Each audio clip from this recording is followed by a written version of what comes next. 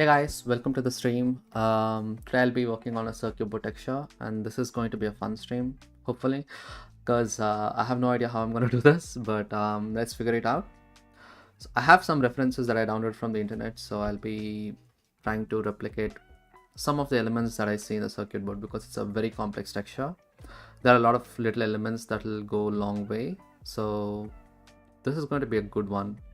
And if anyone watching, please let me know if you guys can hear the music and my voice on the same level, because not right now because the music is down. But yeah, do let me know if my voice is properly audible or not.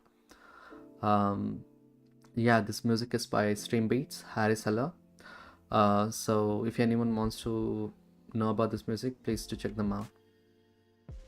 So let's get started.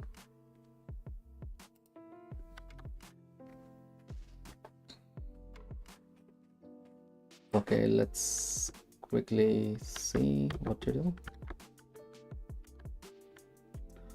Okay, let's go to the UV first setup, scale this by twice, scale along x-axis by twice too.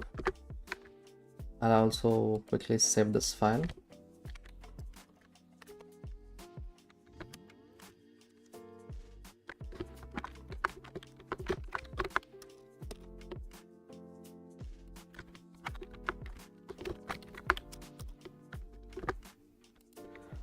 So we are going to start making little small assets, and then we'll scatter them on top of this surface. So let me quickly drag and drop some of the references that I found online. Wow, there's some really amazing looking ones on ArtStation, but you know, the Substance designer and we don't want to take something that we can't do. So here's a cool picture, and then there is this one where I love the colors, and then let's make it this. Okay, for some reason that's not happening. Is that it?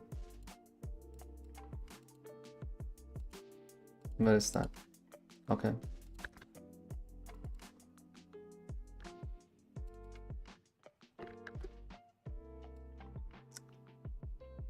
Let me quickly save this file so that I can drag that down.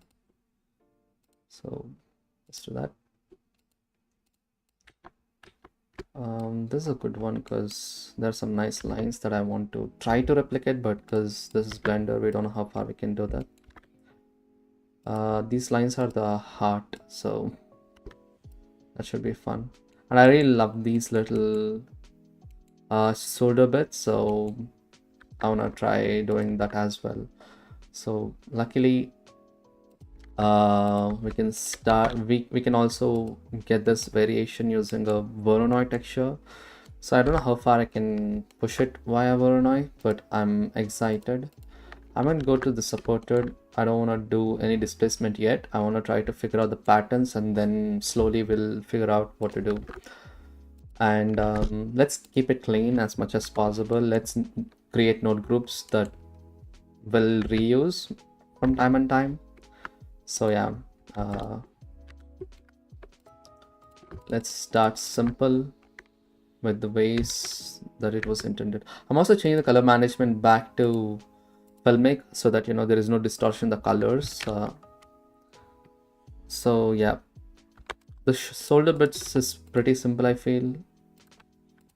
This is it, like, but yeah, we'll come back to this. Let's start with the Voronoi texture. And if you change this to F2, you can see there is a little bit, not F2, and Manhattan maybe? Yeah, there it is. F1 Manhattan is even better. Wow, okay. About that. Let's keep it there. Maybe that is good. Let's invert this. Okay. This one, we can also plug this to a wave texture to get this pattern.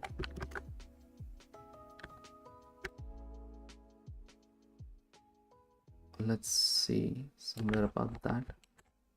It's a huge one, so let's make this smaller.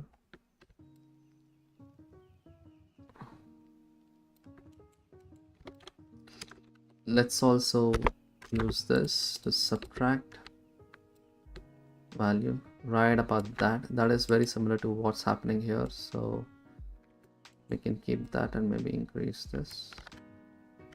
I'm still wondering how I can improve this, but there is one other thing that I want to try. I want to plug this to the scale and see if that does anything.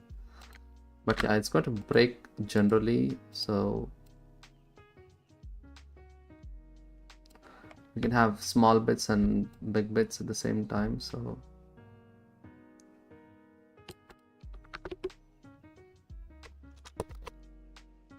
that's one other thing. Map range changes from that to that. Let's change this to step linear. Yep. Let's do 5 steps.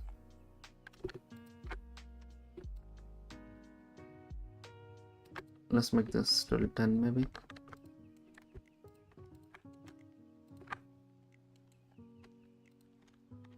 Try to 5. Then we have that interesting. This itself is pretty good, to be honest. So, and we can use our color to basically remove the intersections maybe. If not this, we can also use this and plug this directly to a noise texture.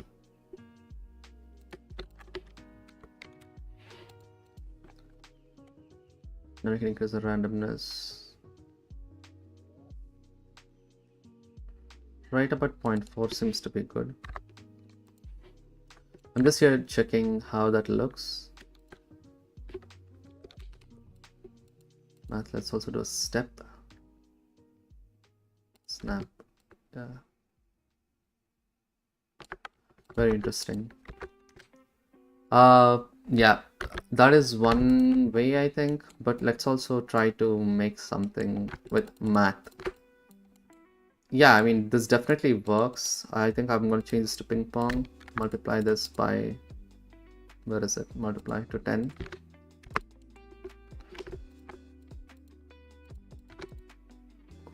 This is more predictable, I feel. Let's multiply this by 2, and then now it's more predictable. So this will give us the value. Okay. I do like this, but the randomness is too much, so I'm just wondering, is there a way we can tackle that? Okay.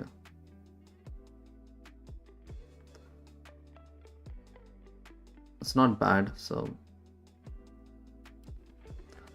let's try to make this but a little bit more procedurally. So the way I'm going to do that is using a UV node.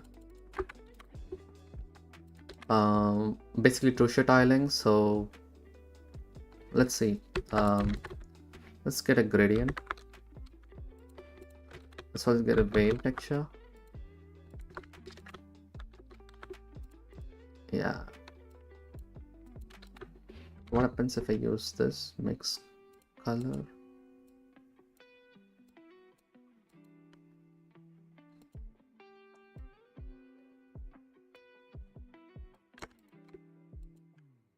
Let's do spherical maybe. Okay.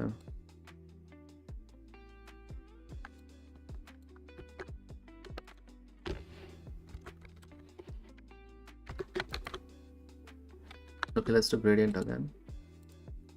But let's type this position now. Okay.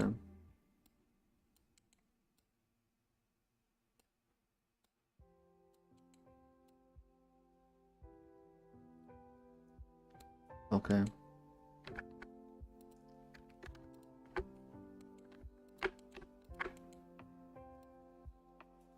Let's go 5 maybe. Is this anything? Let's decrease the randomness. Let's do linear light maybe. I know it pushes stuff, but I did not know it will be this way, so that's interesting. I mean, I'm trying to control the randomness.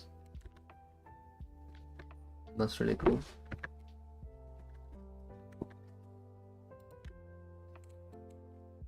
Let's do 2D.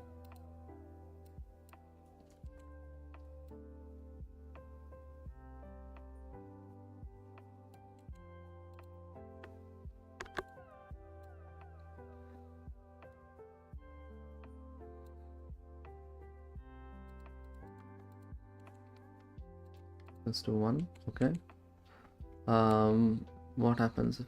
Oh, damn, these are some cool patterns. I never realized that's possible.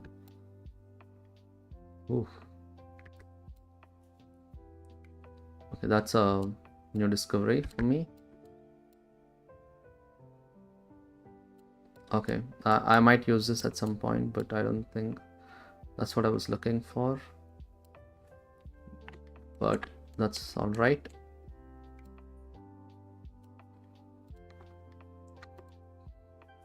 There's a little bit of distortion. That is one thing I'm not able to figure out how to do. I can do one other thing. I can do a math subtract and then multiply. Vector math add. What if I do scale just like this?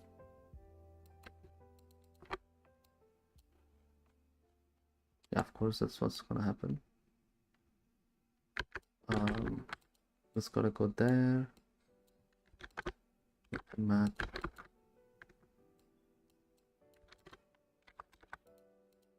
This there. Now I can do 5 maybe.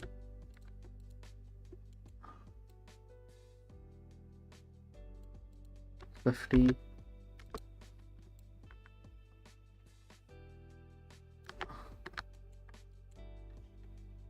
Okay. But this is more like it. Oh yes. Look at that. Okay, is this any different from what we had before? Is the question. So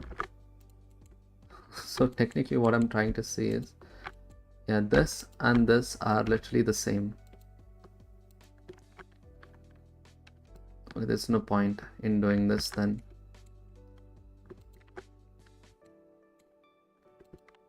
There's one possible thing that we can get away from this. Oh yeah, I think I'm gonna stick with this. Separate XYZ, X and Y. That's all cool. Okay, I'll tell you why this is good. So we have this, which is nice. So which means we have a mask.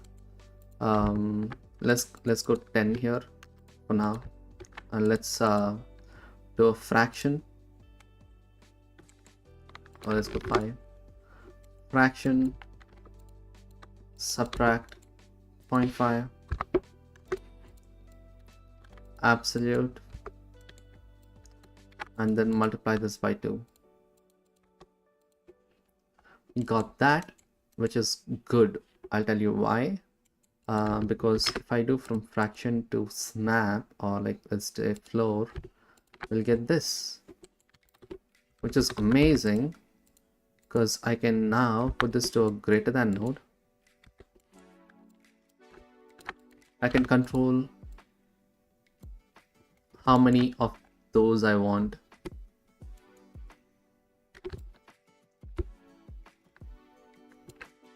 Okay, this looks like a bit of a problem being... Let's do ping pong.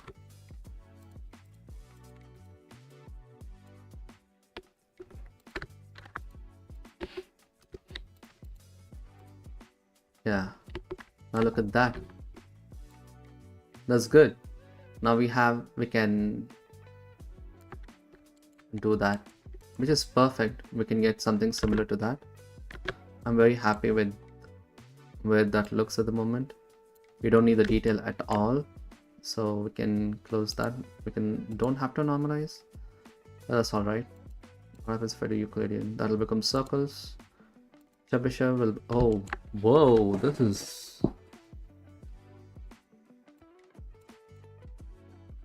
from here to here. I don't know which one I prefer now.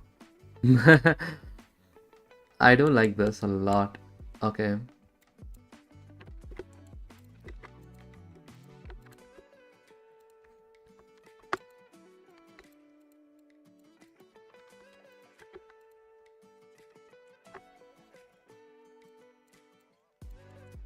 Okay. I think I found it. There are two different ways we can do it, and that is one is that, and one is just by changing from Chebyshev to. How does Minkowski look? Okay, that is bad. Interesting. Let's do this because this is more organized, I feel.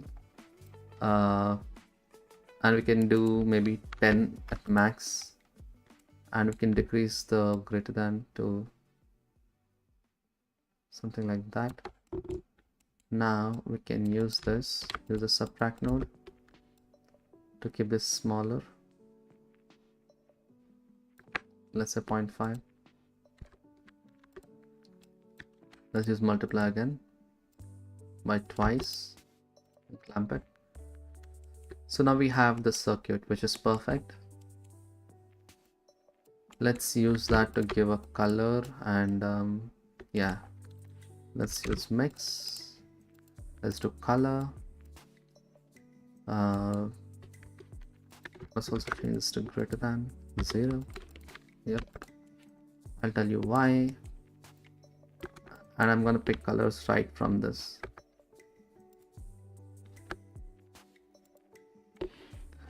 Yep. Let's plug this directly to the metalness as well. Stick bump. Put that right about that.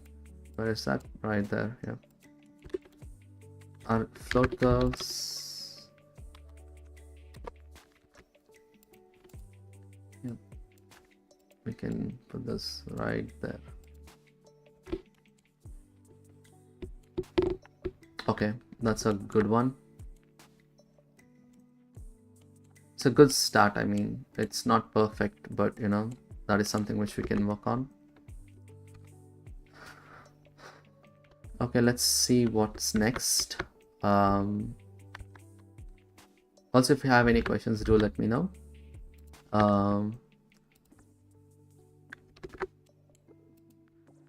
And also, I'm gonna put this all into a small setup. I definitely don't think this is required, but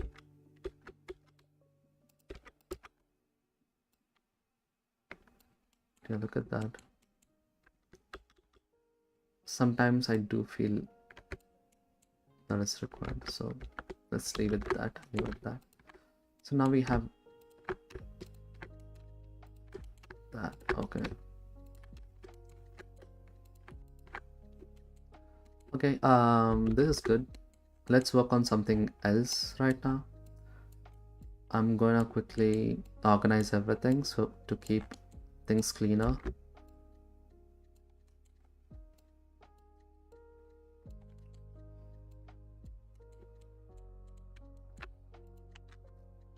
Let's hide the plane and let's look at the object, which is a sphere. The sphere is missing, so let's quickly add a sphere. Control 3, shade smooth. Yep. Let's go to the UVs.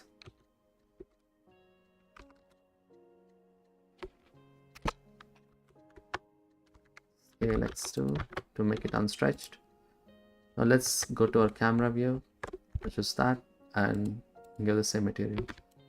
Okay, immediately I can tell there is subsurface scattering here, so you know, that is something which we can quickly add to our surface. Let's just bring that all the way up.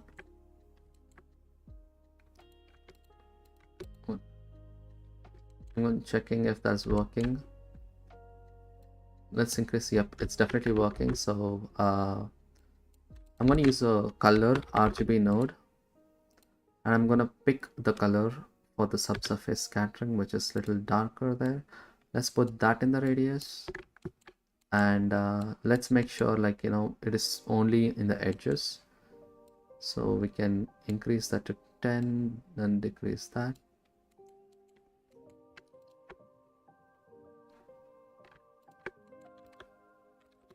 Let's do subtract from 1. Yeah.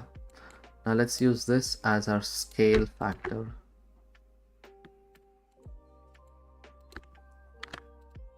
Let's multiply this.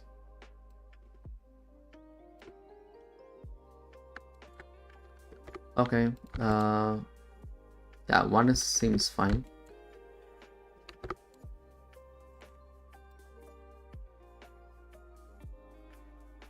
Like 0.4 seems also fine. So this is a good start. Let's start adding more and more tidbits. We'll add these little things.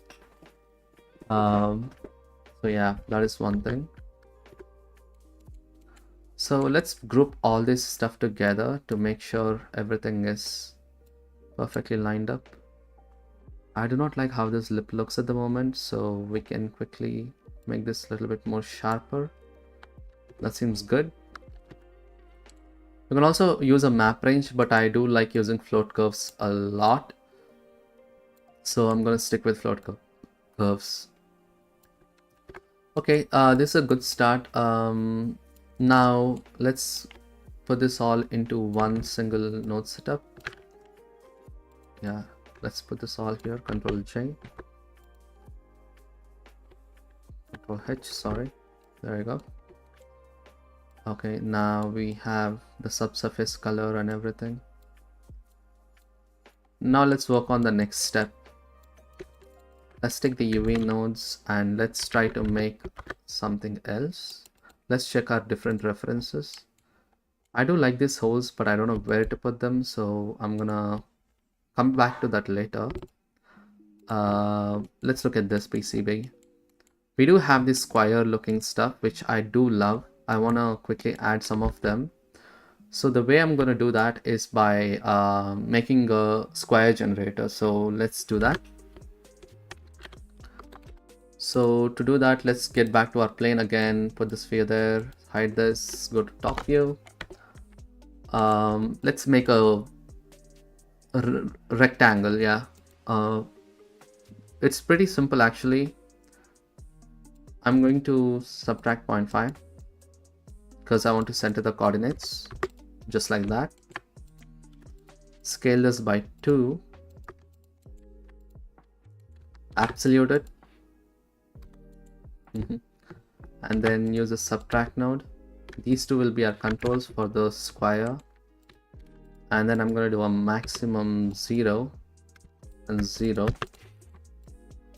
and now let's do a length. There you go, you have a square. But to make it better, we have to invert it. This is a perfect rounded rectangle as well. Look at that. That's a beautiful, yeah. But also I think we should also take this value and also divide it with the same value. So let's do that.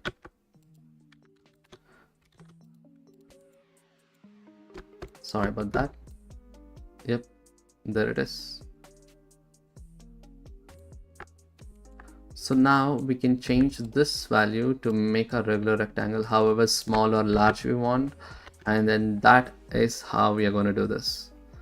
We'll be using this as our base, and let's build our displacement map. So let's take a displacement node, put this right on top of the height. Let's do that. There are several things which we have to consider here. I'm going to clamp it to make sure there is literally nothing going on. And let's go to experimental and change this to adaptive subdivisions. There are a few things, there are a few problems with this. I'll show you what. Let's not look at this. Let's create a new principal BSDF for the visualization purposes. Hope you can see that. And for displacement, we do need this setting on.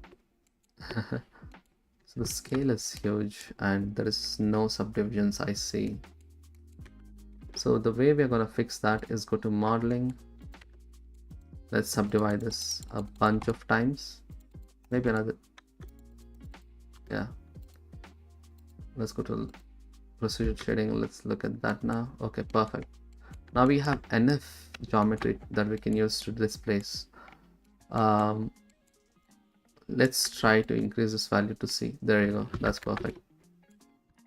Now let's decrease this. Immediately you can tell there is some trouble with it. Okay, let's click on that. Let's add a modifier. I hate this. I don't know why they removed the previous versions, but I hate the present one. I don't really like it. Okay, now we have that. We can increase or decrease it. We can use this to tell how far our rounded radius is. We can do a float curve on top of this right there, and we can bring this up.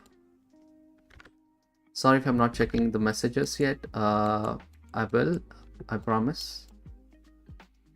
Now you see that. That is a beautiful rounded rectangle. Sorry, I need to go positive. Maybe a little bit.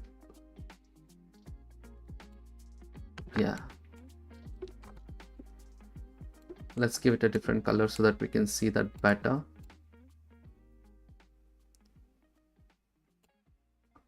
Yeah, you can tell that it's a rounded rectangle now. So the best part about using curves is, you know, we can do these little steppy things by just adding that.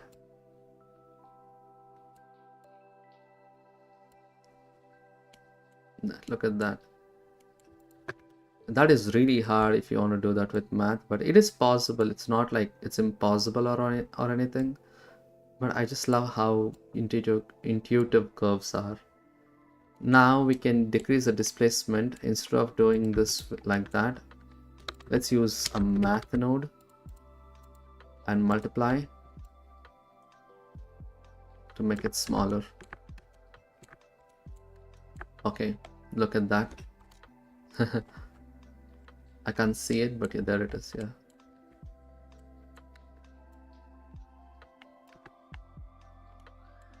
Now that'll be our chip. Now the best part about this whole thing is we can increase the size of this chip right here. We can make them longer, we can make them taller and everything. So this is good because I have another plan with this. So let's put a combine XYZ node. Let's plug it right there. We can also make this little chips with if you just do a value in one direction, like a button, you know. These little things are also very nice. I don't know how to select this. Oh, is it delete? Yeah, there you go. Look at that. I'm gonna quickly put this to denoise because, you know, it's better, I feel that way.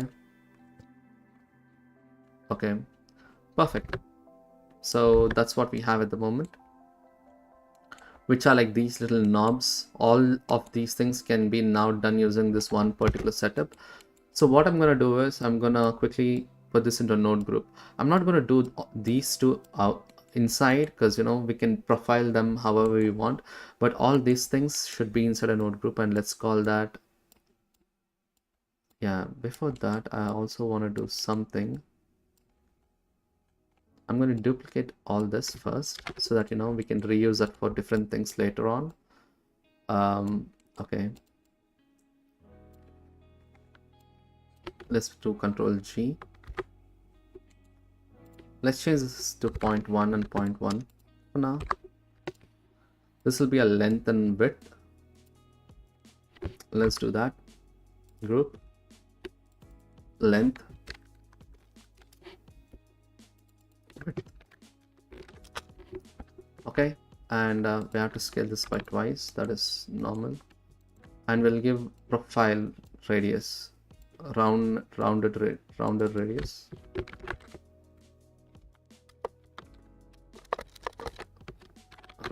Radius is fine, I think. Yeah, and the value that we give is 0.04. Let's make it 0.05 as default. And this will go from 0 to, yeah, however long you want that to be, I guess. Let's delete this. Connect this right here. I'm gonna keep it clamped for now because I do think it's kind of important that way. Okay, now we can exit out and call this rounded rectangle. Let's save this. Let's output this height, and I'm gonna close this vector. Perfect. So now we made a rounded rectangle. So now what we could do is we can take our beloved F1 here. Oh my god, I made a big mistake here. I see it now. Control H, everything. Yep, there you go. Control H again. Control H. I want to see the values. I don't know why everything just went like that, but that's alright.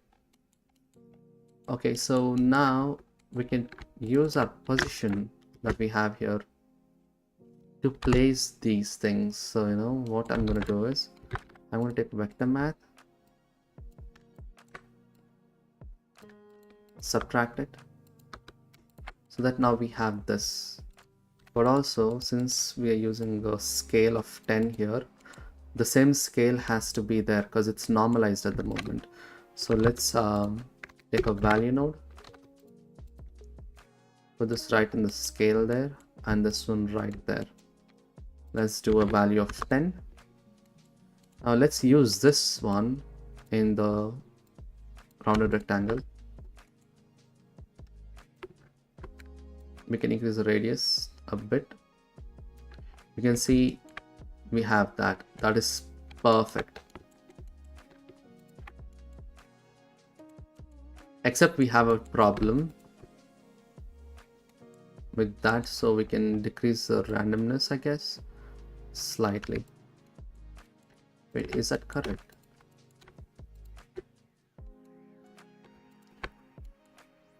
I'm not sure, it's only in some places, so let's look at that. Oh, it's already centered, so we don't need that. Perfect. Now we have those.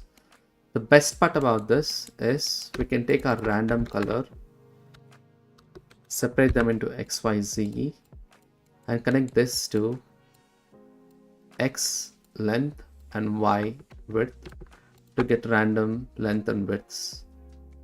But let's also use a scale node to decrease it to maybe 0.1 to get our, look at that, we don't get this by default immediately, and this is why I love procedural textures. Let's make this 0.2. Now we can place this so easily. I think I want to remove that intersection, so I'm gonna try to do, let's do 0.5.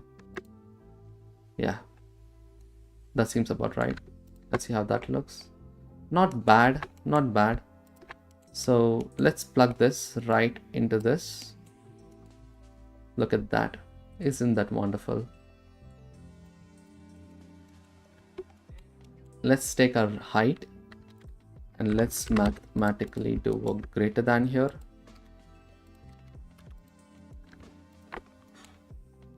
Now we can use this to give a color for this one separately.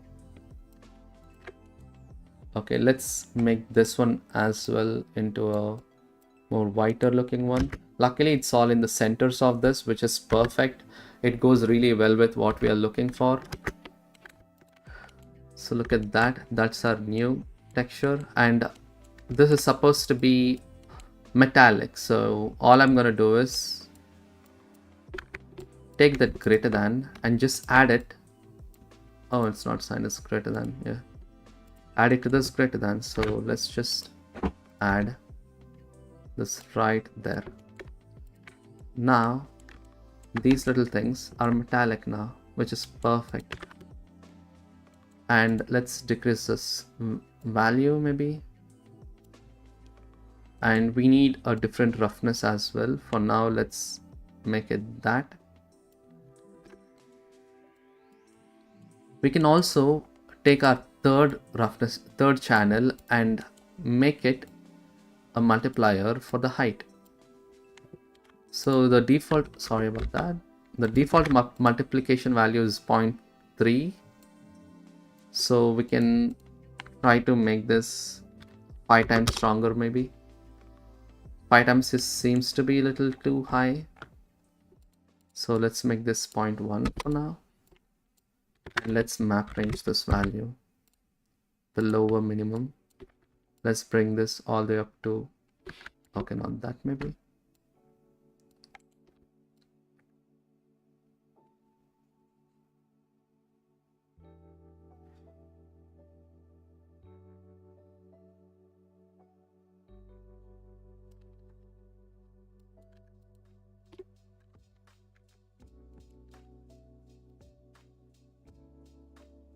Yeah, let's do that. 0.3 here. 0.2 maybe, 0.02. Okay, I do like how that looks, so I'm happy with it. So, yep. I think we're good there, but let's quickly organize everything that we have done. I'm gonna keep this up because I might need it later. I have no idea if I would need it, but you know, it's always good. And I think I'm gonna take these stuff outside because this has to be in a different location.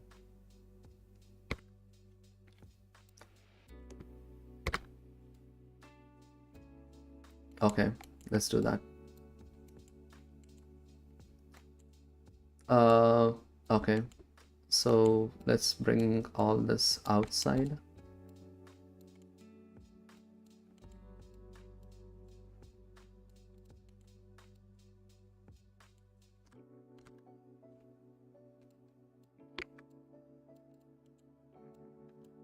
Alt P. So this is our color channel and this is our mask for our metallicness. So we have to follow the same convention here as well. Let's put Ctrl J there. Let's call this metal knobs or metal rectangle. Metal chips. I'm completely forgetting my terminology here, which is very interesting. So yeah, okay, so let's do this. Why am I using that again? Okay, this is it. That's correct. So this is a height map. So all the height map stuff should go up here. And the reason why I did that is right there. Okay, perfect. Okay, this is our height map. This should be our color map. So let's bring that right there. And this will be our, you see, it is chaining. So let's call this roughness, metalness. F2 metalness mask.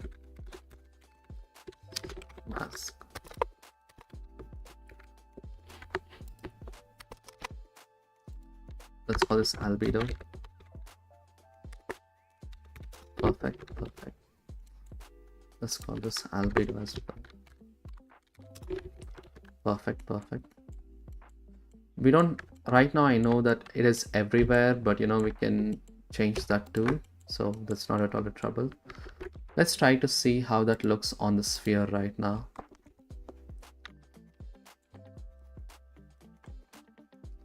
Okay, immediately I can tell the mid-level is set to something that way.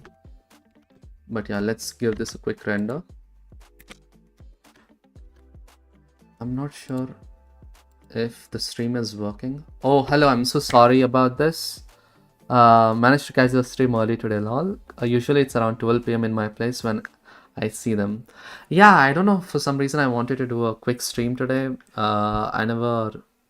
I think I'm more energetic right now, and there is more sunlight too. So, yeah.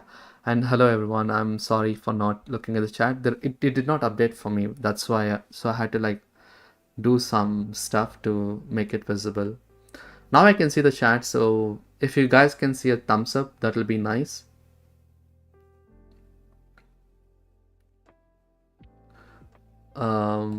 Yes. Let's see. Hello Kaju.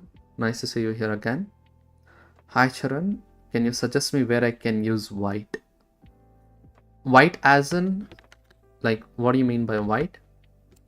White is a color, you can use it anywhere. So what do you mean by white?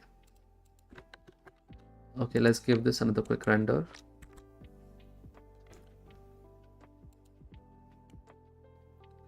I'm gonna change the lighting because this lighting is just too bland for my taste. So yeah, white noise. Okay, white noise. Hello Vishal, nice to see you here as well. Okay.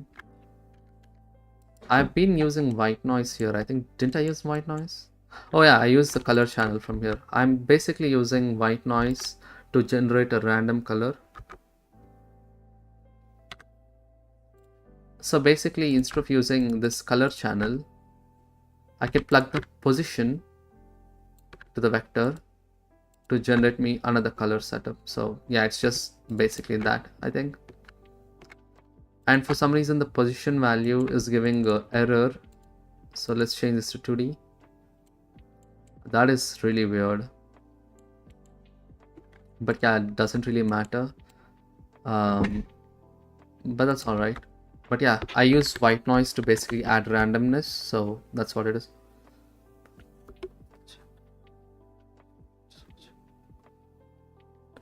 That's nice. Nice to hear that, Quackers. So my plan right now is to try to make this chip looking stuff, including the ridges. So we do have the rounded rectangle setup right here, right? Which is that. So let's try to use that to make something. So let's take this. Let's use our beloved pink looking texture. So this is our displacement. So I have to displacement.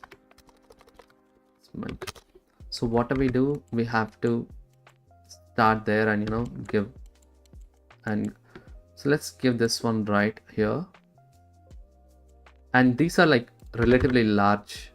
So what I'm gonna do is use a float curve again.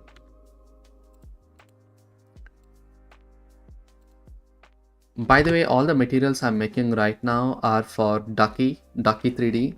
So it's for the Realtime Materials pack. So yeah, if anyone hasn't bought the pack yet, you can get it if you guys want the materials. Yep. So of course it is too big. We have to decrease that. So let's do that using math multiply. I think it was 0.03 maybe, was it? Yeah. Now let's increase the rectangle value to 0.2 and 0.2. Perfect. So immediately I can tell there is this. So let's separate XYZ.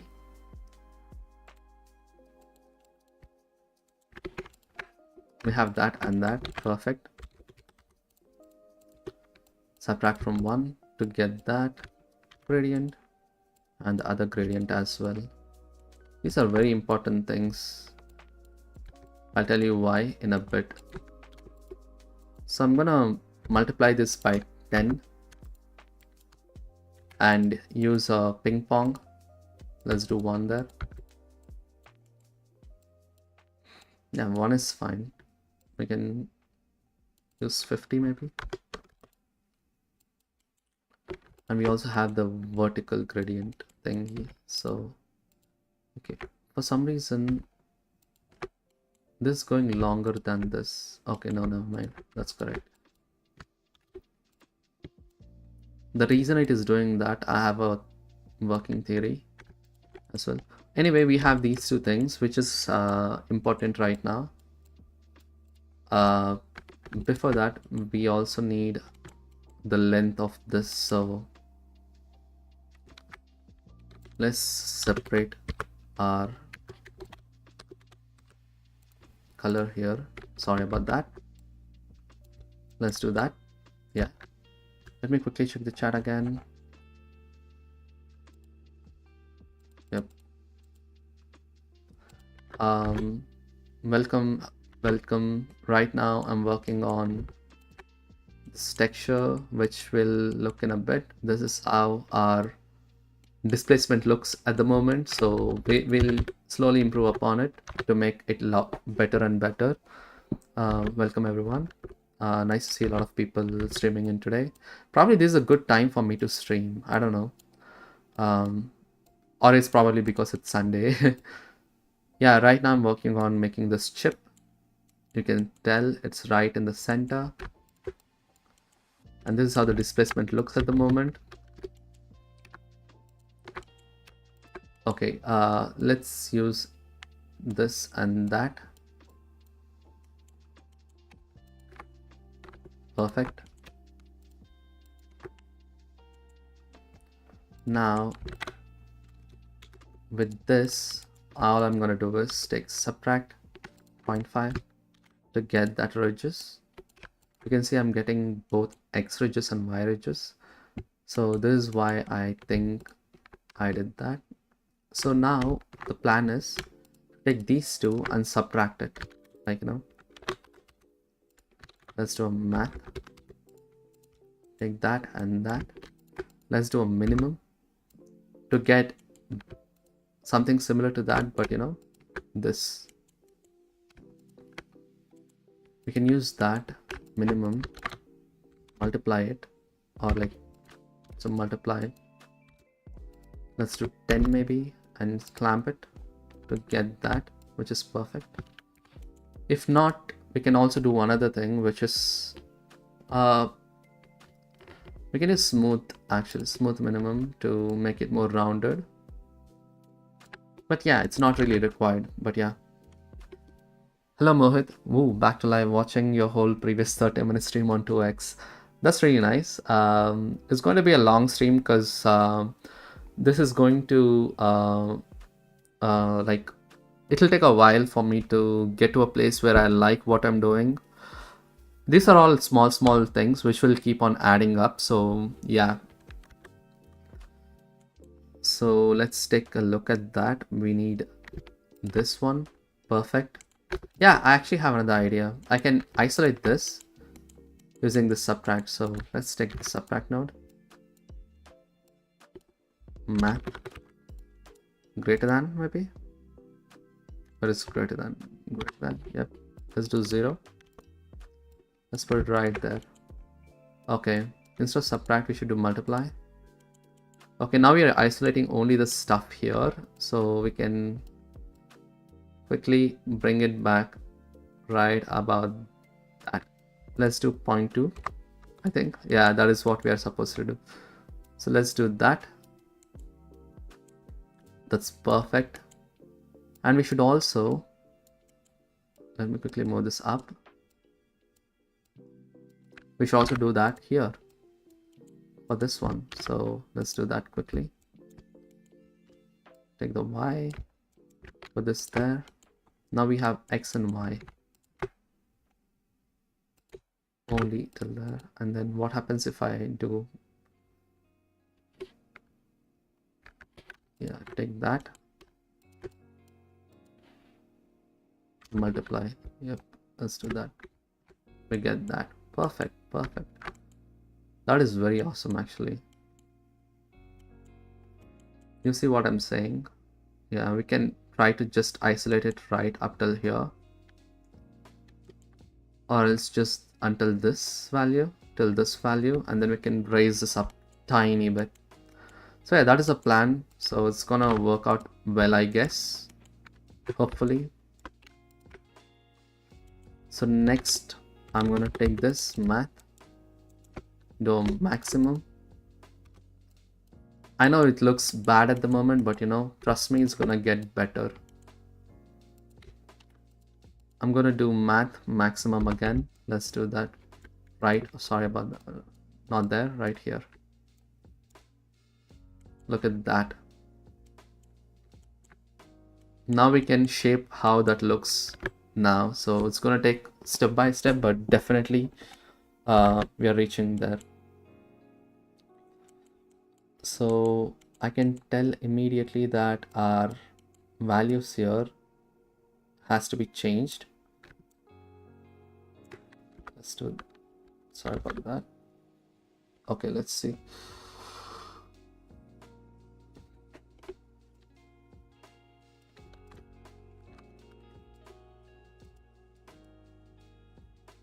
Let's do multiply twice maybe.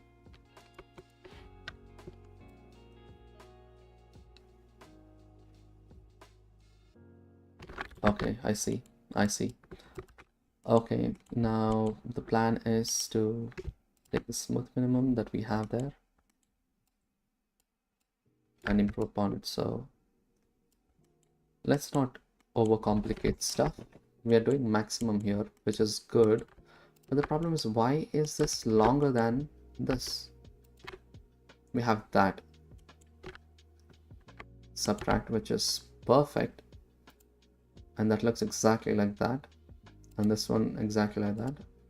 We're subtracting it to increase it. Okay. So I think then I have to use a different one here. Like that one. And not use this at all. Okay. Oh, okay. This is a good one actually.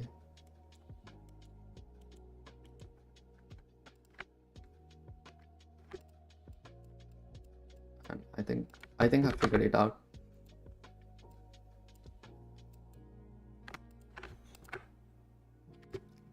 To give smaller values here. Maybe this one and this one here, maybe. Yeah, that's it.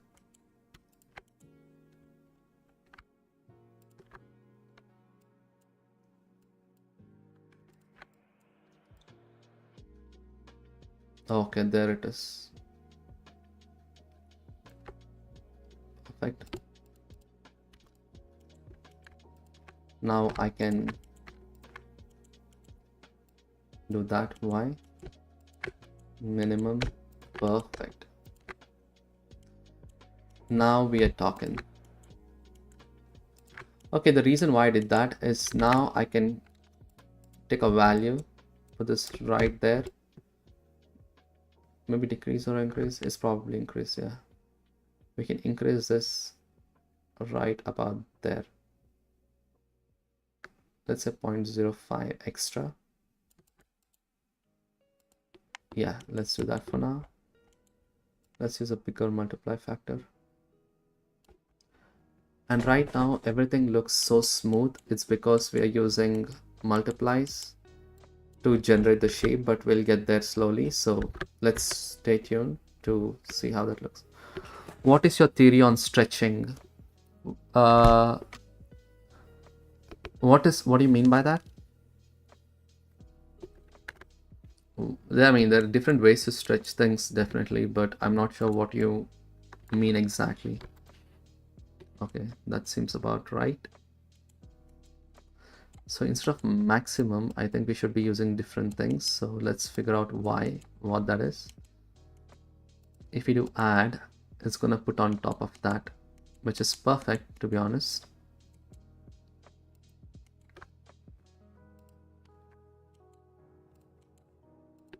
Let's do 0 here. Take that, do that, do that. Okay, so my plan now is to isolate this. So how am I gonna do that?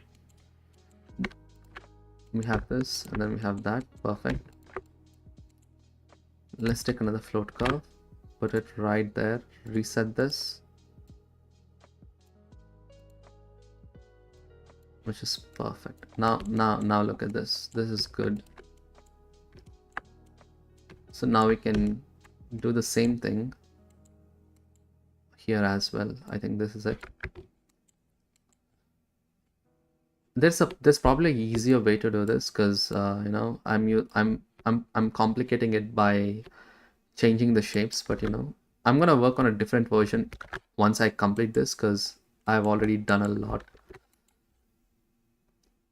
You know what, let's not do this. Let's not use the same method that we did right here, you know, rounded rectangle. We don't have to do so much hangama. We can do something simple. So what I'm going to do is, don't get angry, I'm going to delete this. Okay,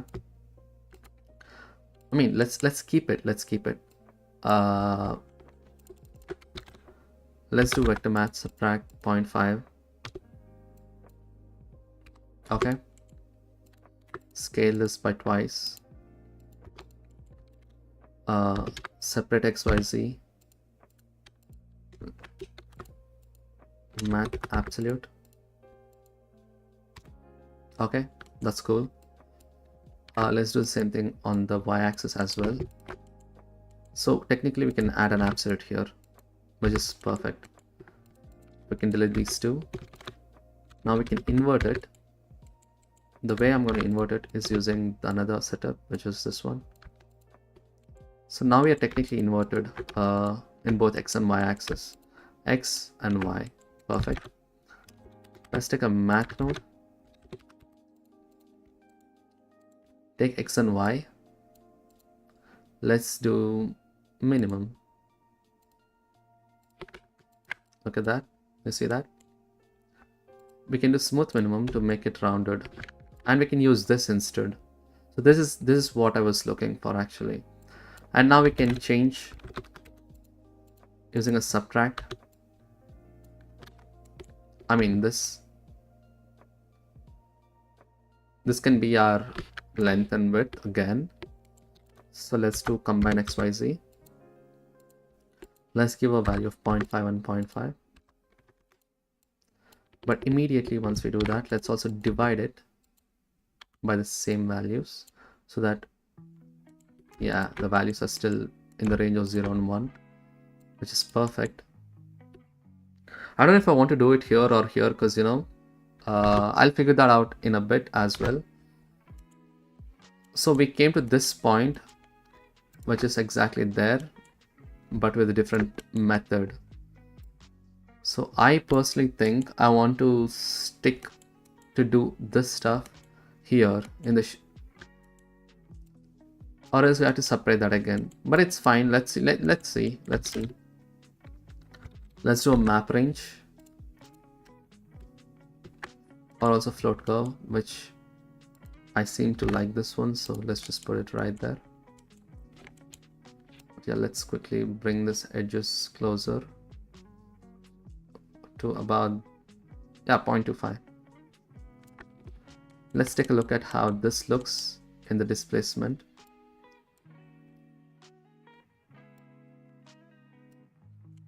Of course, it's gonna be super tall, and let's multiply this with the same value. Let's take a look at that. Okay, that is cool. Super smooth, which is nice. But let's push it to the borders again, not in the negative direction, but in the positive.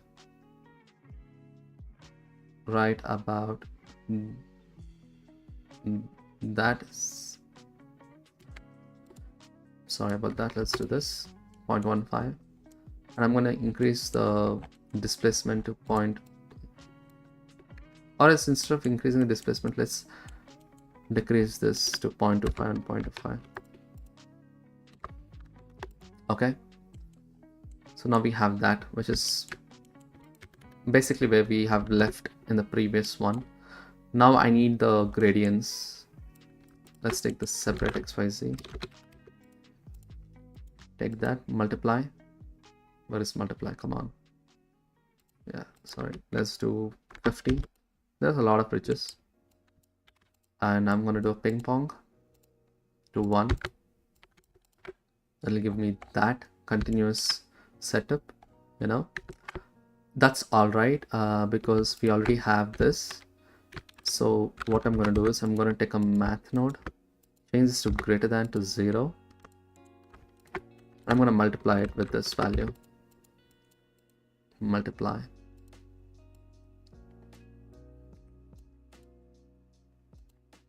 So now it is masked out exactly to its edge. So since it's 50, there's another thing that I could do, which is by, should I do it?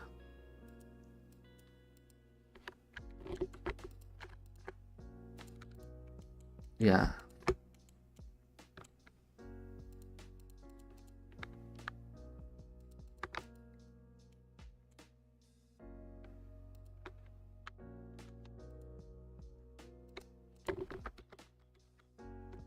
Yeah, this will be a great way to do that. So yeah, let's do one thing. Let's take a math. Let's divide this by the same value as this. So 50 will be there. This will be here, being a rounded value. So let's also add a math round function so that it's all integers. Let's use this right here, and this will be our slider. So greater than 1. Okay, that's not what it is. Probably this.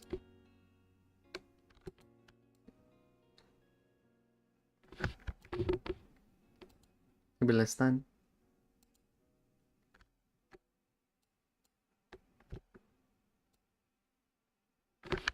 Okay. I have a theory for why that is not working, but let's see. Oh, sorry about that. Bifrost, your math wizard. It is a pleasure watching how you build these procedural structures with such an ease. A bit slimmer than the black block. Thank you so much for your kind words. And yeah, I think that's what I'm planning to do at the moment. I'm trying to get like different masks so that, you know, there's an extra. So there are multiple ways to do it, but I'm just wondering if I can do it in the most less number of nodes possible. Like, look at this. This is too complicated and there is so many nodes I have to add as well. So I'm trying to generate the masks easier. So yeah, it's taking tiny bit of time actually.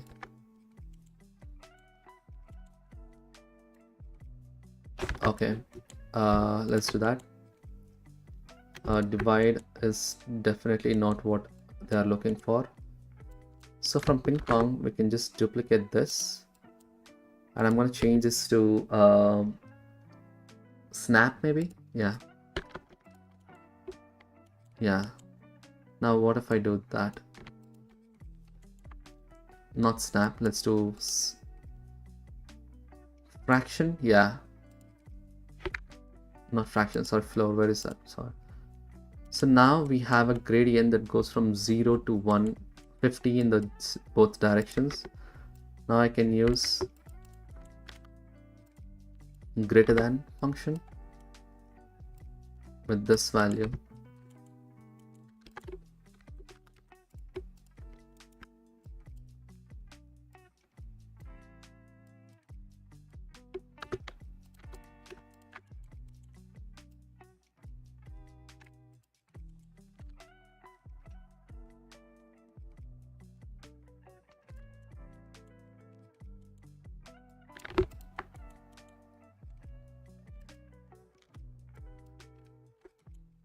Oh yeah, and I know what to do. So I should take the floor value, divide this by this round value.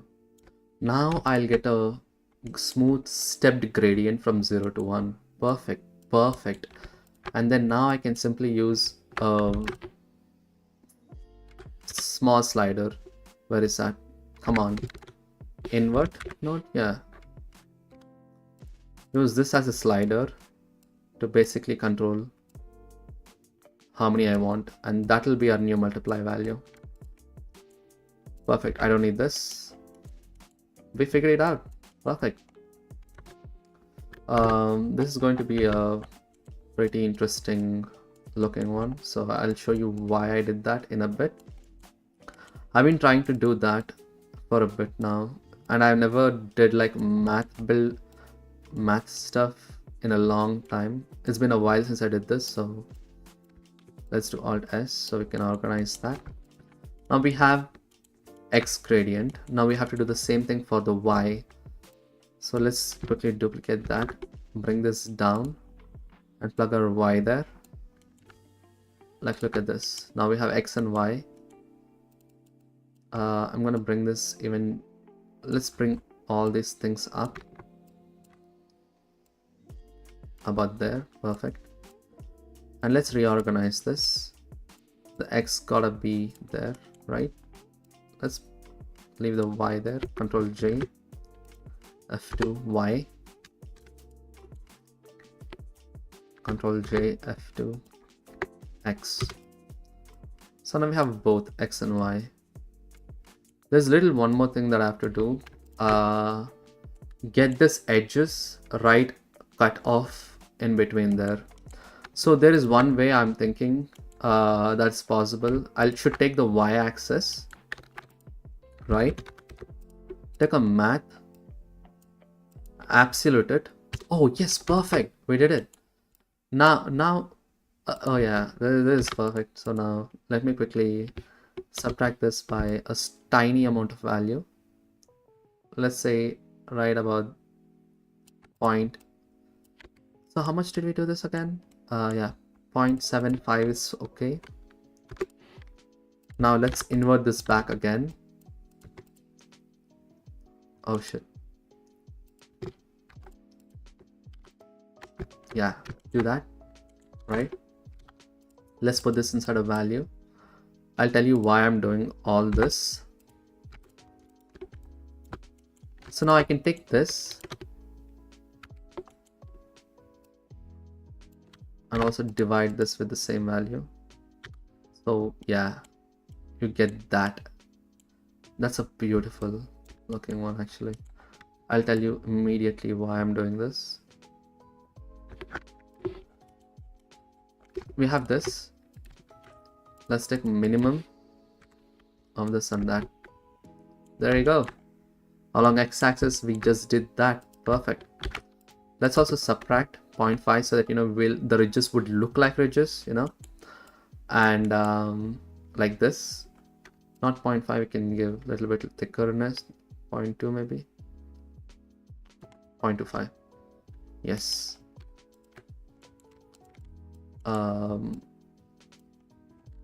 Let's also get this values up a bit. So let's do 0.25, 1.5, yeah, and divide this. We can't divide this by the same value. We have to divide this by inverted value of this. So let's do subtract, do that one. Now this is perfect. This is lovely. And also I think the divide is okay. We have to just multiply everything by twice to get the perfect edges right about there. You can clamp it if you want. What if we do 4? Yeah, that seems about right. Yeah. So now we can decrease this radius. Not negative, sorry about that. You see that little lip, we need that to basically add that. So now since we have that, let's take our present existing one, just quickly add it to see how that looks. It's going to look, yeah, that's exactly how it's going to look. We have to do clamp this and we have to multiply this as well. Let's do multiply. This got to be a tiny value, 0.01 maybe. But yeah, the one thing that I forgot is the profile of it. It doesn't really look how I wanted it to look. So how I'm going to tackle that? It's a pretty decent question actually. Let's do it twice. Let's do once. Yeah, let's just leave it there. Instead of clamping, yeah, let's clamp it. That's all right. Let's add a float curve. I'm sorry if I'm not looking at the chat yet. I'll check in just a second. Okay, just do this. Now let's look at that. Whew. So add is technically not doing what I want to do, but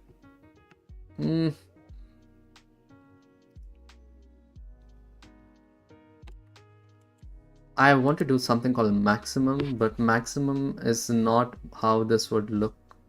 I don't think it'll look. Yeah, maximum is going to just make it stick out just a tiny bit. How do I get that? Like that smooth up instead of the sharp cut. Smooth maximum maybe?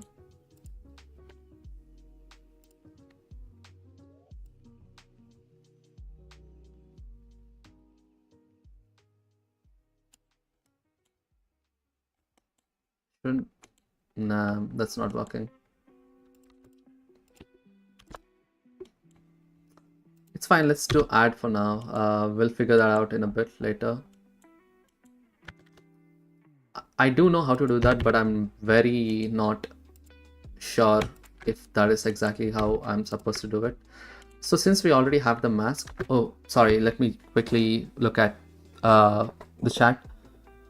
I constantly run into max node limit when creating iterative cascading vector field rotations. For example, procedural gas planet storm. It gets very complex really fast. Haha. Yeah, so I only recently got that error. I'll show you when I did. I made this cool looking procedural. Where is that? Ammonite, yeah, there it is. So I made this Ammonite texture procedurally. I mean in Blender. This is also something similar to the iterative stuff that you're talking about. So I ran into that problem. I'll show you when. Let me quickly go to the procedural shading. Yeah, so I basically created the Voronoi scatter and then the spirals, how to make the spirals basically. And then I made the shader itself. At the moment it looks fine, but let me quickly show you what I mean. This one. Here it looks fine. Reason being, I'm only using 3 levels. When I add the 4th level, yep, it just get black. Except the roughness is fine. The normal is fine. Height is fine. Ammonite mask is fine. Except the color. Because reason being, I use lots and lots of noise textures, even though I muted this. Yeah, I use lots and lots of noise textures, so yeah. This looks, but yeah, that's when I hit the limit. So what I did was, I did not give enough surface detail on the Ammonite shader itself, to make it look better. Like, yeah, I was a little disappointed, but I think it's fine. Like if you see, I removed that noise setup here and then immediately it just worked. That's when I realized, like, for the first time in my entire career, I maxed out cycles. Yeah, cycles render basically. Oh yeah, what the hell am I doing? Just give me 1 second. Yeah, this is my favorite node that favorite render that I made in a while. Okay, let's check the chat.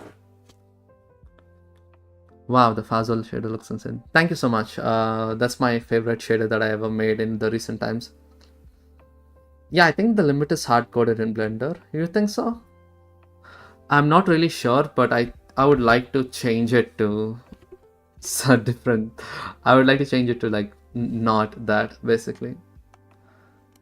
I'm waiting for the compositor to take place because yeah, just love this. This is my favorite. I was supposed to add like cracks and stuff using that previous noise, but yeah, that's all right. Like we can do something else with it, I guess. Yeah, love this. Let's get back to, oh god, I hope, yeah, thank god. So since we have this, let's quickly change this to greater than. 0. Now we have a mask which is metallic, so we have to add this quickly to our metalness. Before that, let's do one other thing. We have a minimum here and we have to quickly do this for y as well. So I'm gonna put this right there. Did it exactly what we did with y. These two things I can do Alt P stuff, yeah, and also Alt P. Let's quickly duplicate the whole thing.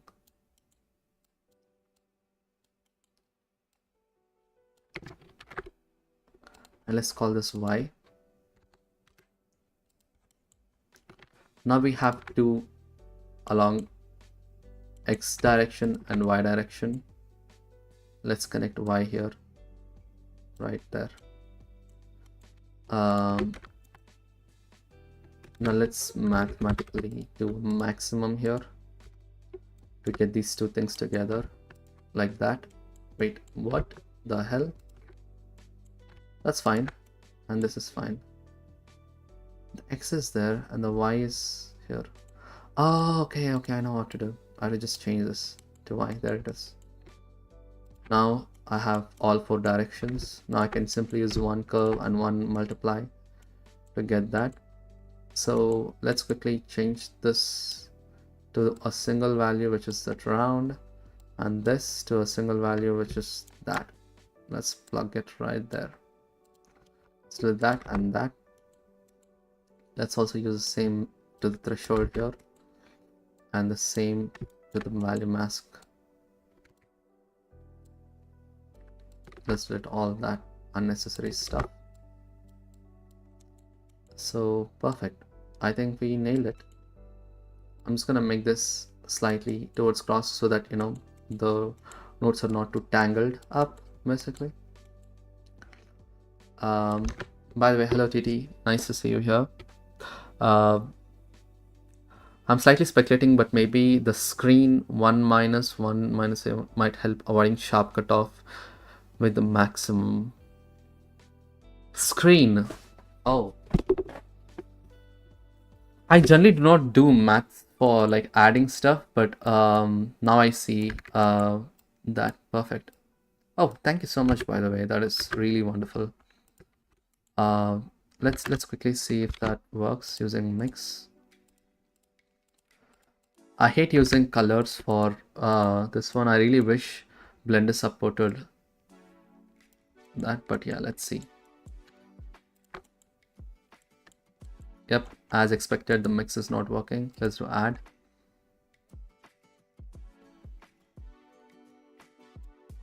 Let's do screen. Yeah, screen and add are almost the same, but so I'm not really sure if that's doing anything. Wait, y is okay. Sorry, that's why.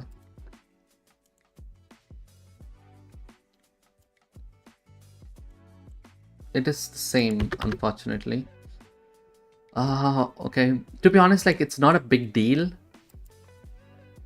Let's do multiply.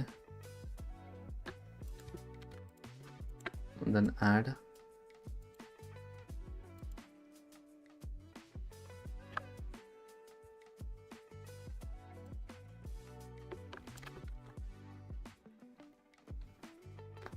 Let's do add first, and then what if we do multiply?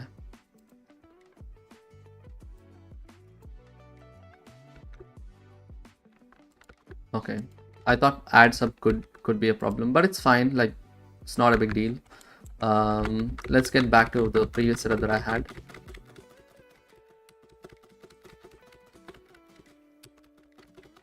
Sorry about that. Yep. I mean, this is all right. Like, I mean, it's not a big deal.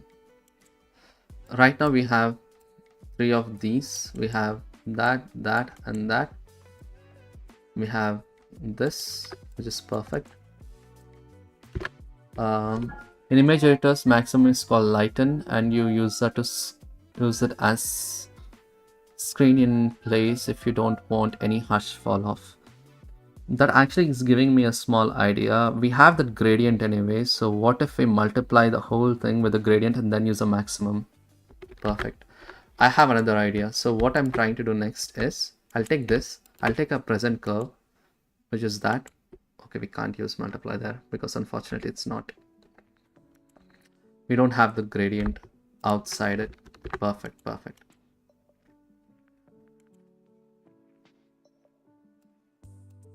Okay, let's try again. Let's take the maximum. Let's multiply this with that.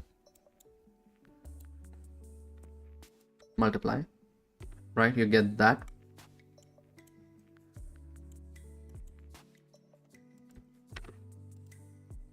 And do a maximum with that and this. What happens? Does it work? Not this, sorry. That and this. Is there any better? I think so it is better, but I'm not sure. So let's plug this there.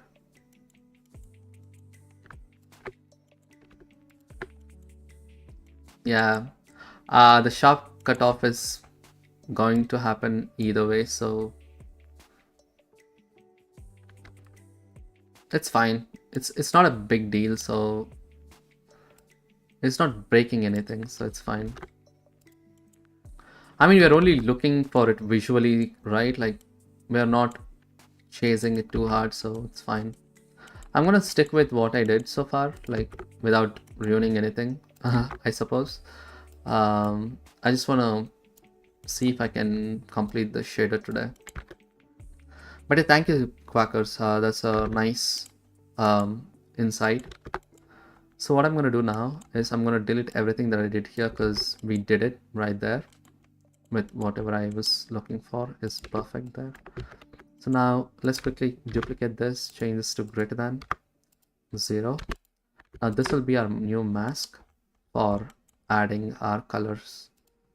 So let's bring everything down, but before that let's add everything to a quick little node setup, and let's change the color of this. Desaturate, yeah, why not? No, white because it's a metal. This to white because it's a metal. This will be a desaturation green because it's that. Yeah, perfect. Let's bring everything down. Let's put this right there. And now let's use a mix color. Use this as our black would be that. The white would just stay white. I'm gonna make it a little darker. Not that much, but little about that. Because I want a different, yeah, right about that. So next is our displacement. Our displacement is still going to be a interesting one. I am not sure how I'm going to deal with that. Yeah, how do I do that? The best way is to basically use a maximum node, I guess, or else just multiplying everything. Yeah. So this is our final height map. So let's do a greater than. So that will give you this. Oh no.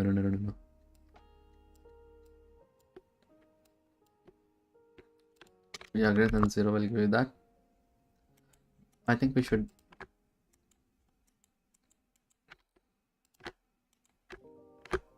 use this setup first to generate the overall color, which is technically black. So let's make everything black. Perfect. Not pure black. Let's give a tiny bit of value there. I'm gonna come back to it definitely. And the next up we'll use this one right about that, and let's increase that value slightly. Let's plug this directly there to see how that looks. Of course, the bump, we gotta change that. Oh, I'm so sorry.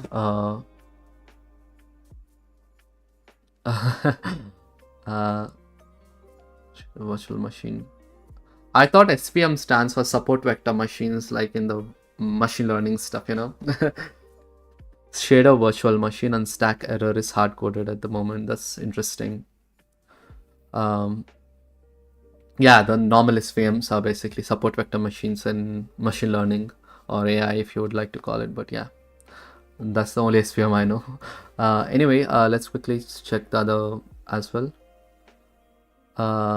Is the substance of Blender nodes? Yeah, this is Blender, of course. Well, what a shot. Let's check that. That's cool. Now let's quickly use the same masks to improve our bump. So I'm gonna use a mix float. Use our beloved mask, which is that, to give a different bump. Okay, why is that happening again? Let's quickly check. The bump is fine. Okay, the color. Is the color? Oh, okay, never mind. It's a metalness. Okay, so the metalness is also going to be an interesting one. So we have to multiply this as well. So let's take a math node. Let's take this, multiply everything with the present mask, and then, oh, sorry about that. And then we have to add it back.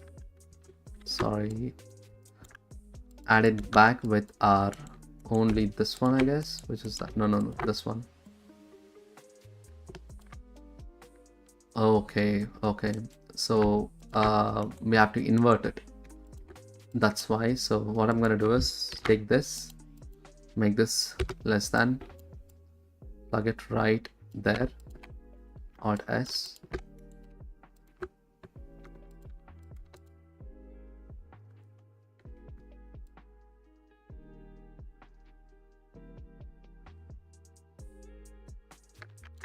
Yeah, the other way I want to do it is just invert it using a math subtract node. So let's quickly do a subtract with 1 and do that maybe.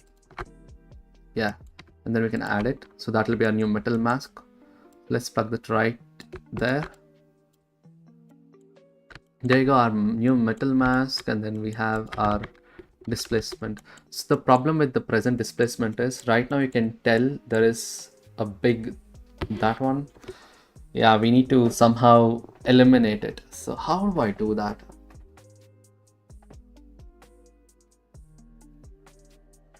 There is one way I'm thinking. Okay, it's worth a shot. So I'm gonna take this position,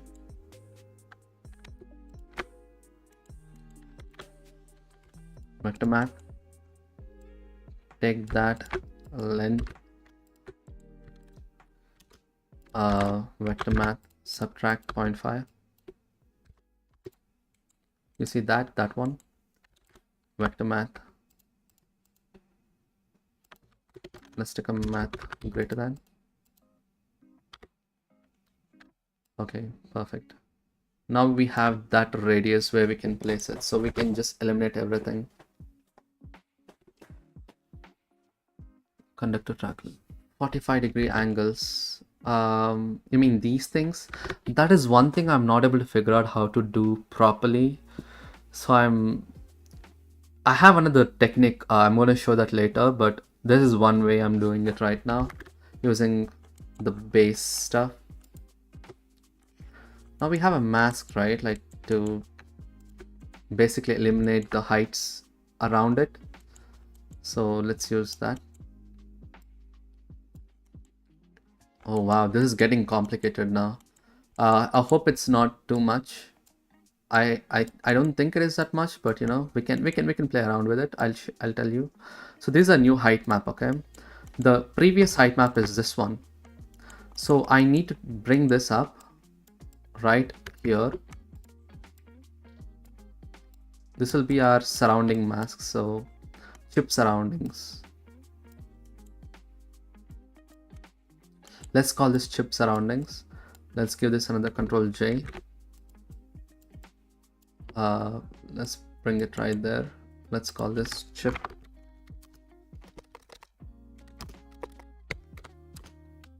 Surrounding mask. Perfect. So let's take our previous height, which is that. Take our math, multiply with that greater than. Now we can decrease this right about that maybe. Now use that as our previous displacement, which is that and that. So we have to just add them together. Let's do a math add node. Hopefully the intersections are gone. Yeah, it's almost gone. Holy shit. Let's quickly increase this. Just there. Oh, that is too much. 0.2 seems fine. Yeah, that's cool, right? Okay, I need to eliminate that in that as well. Okay, that's interesting. So what I'm gonna do is take that. Our greater than is that. So right before that we have to just multiply this one. Just take this, multiply with our surrounding mask, which is that. Now everything there is gone. Now we have that. Perfect. I love that a lot. That's good. So now we can give a different shader to this. We can give different map to this. We can do anything basically. It's a good start, right? Like, it's a pretty good start, I feel, so far. But what do you guys think? I'm kind of scared of like not letting it overrun anywhere, but this is good. This is good. I like this a lot. So how much we are giving? 0.2. So this is 0.25. So we can use the same values here as well.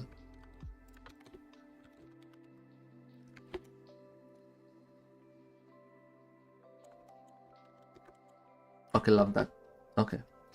Now let's see what else can we do.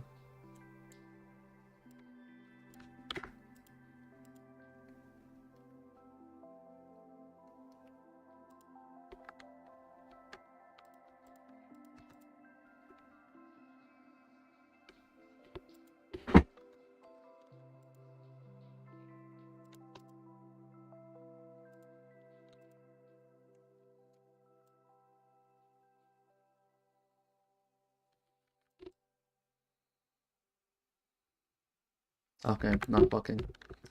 That's fine. Okay, let's see. Still wondering what I want to do. I want to add like these towering stuff, like, you know, those little things here and there. But the problem that I'm facing right now, it's not that. We'll check. It's fine. It's fine. There's so much more time for us to do that. The little nooks and crannies. So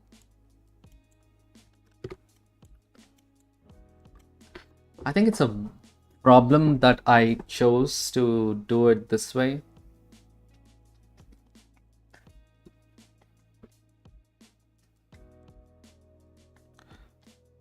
We need the micro surface details as well. So how do I do this? Let me quickly go back to the sphere to check if that looks any good. And let's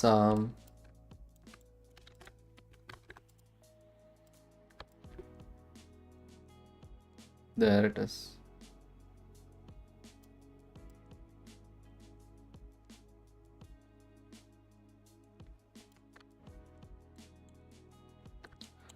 I think I should increase this as well along two different directions. So let's quickly,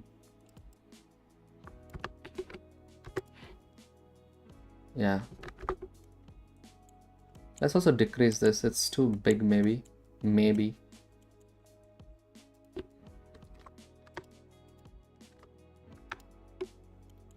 See, everything is procedural, so everything sticks to it. That is the best part about it. Now since it's 0.2, let's make this 0.15 maybe. Yeah, 0.15 seems perfect. Just excellent.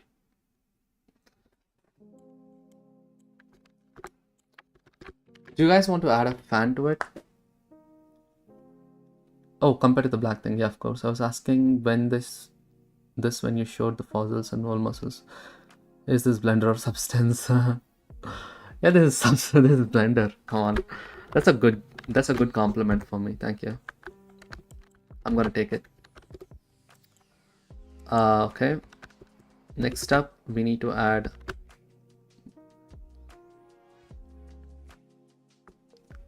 Yeah, everything is in Blender. Like, let me quickly show you how I did that as well. The ammonite.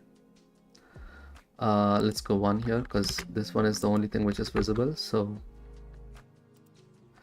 what I did was I started with tiled coordinates and random tile using Voronoi scatter, and then I made a spiral generator using the shapes with math. I made a spiral generator.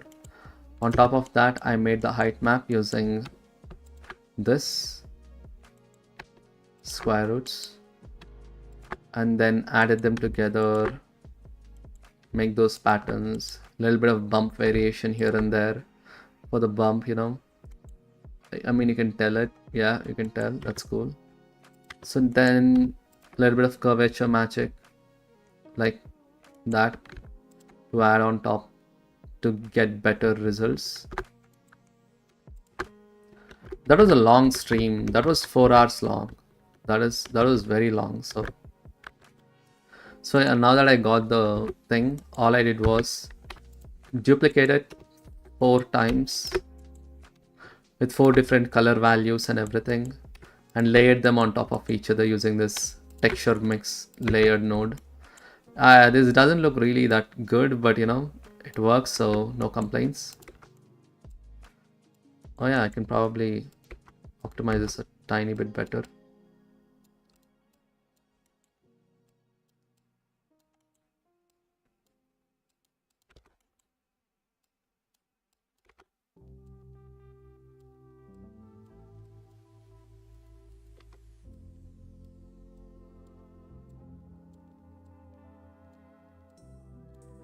Sorry about that, I don't really like seeing my stuff like that. Anyway, that's exactly how I did it, and everything goes, generate all the maps basically using the normal stuff, and yeah, that's it. It's just a lengthy process, but you know, it's nothing complicated. It's a pretty simple texture actually. Okay, let's get back to our circuit board.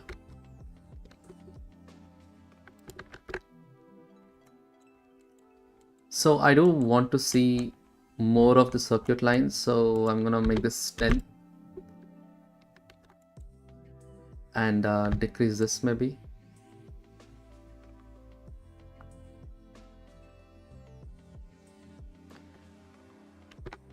Oh, this one is too flat. That's not good.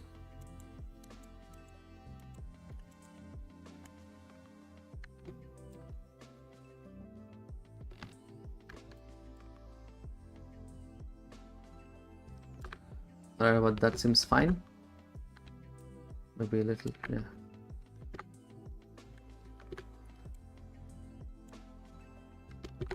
These are super straight lines. So now is something which I want to do. I'll take that, fine. But I have another method to do it as well, so I'm just checking, should I do it? Well, let's do it. I'll show you the other technique that I know. That's using a technique called Trucia tiles. So I'm gonna do it as soon as possible. So sorry about that. I'm gonna scale this up. Let's do this on a plane, and let's turn off experimental because I want faster render times. Let's do a fraction. Where the hell is it? No, face forward. That's bad. Yeah, let's do fraction. Let's duplicate this. Call this flower, white noise. separate XYZ. There's a separate color. Yep, that's good.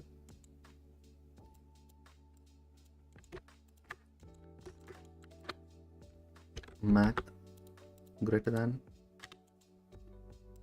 yeah, greater than. Yeah, let's do that. This or this. This, and this. Okay. So instead of greater than, okay, yeah, let's do greater than, that's fine. Let's take this value, subtract 0.5, and let's do snap. No, where is it? Sine. Yep. Now there is negative values as well. Let's multiply this everything by multiply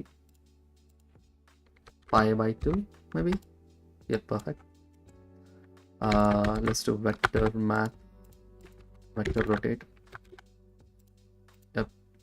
Let's give that angle there. Let's do center of 0.5. I think this should work, but not really sure. I don't know if I should change the centers or not. Let's do separate XYZ. Math, add X and Y, subtract, who cares? Let's do multiply 100, 10, ping pong up to 1. Okay, that's cool.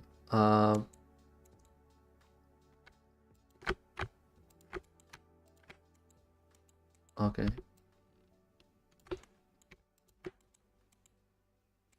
Okay, cool. I think the sign should just be greater than then. Yep, and that's it.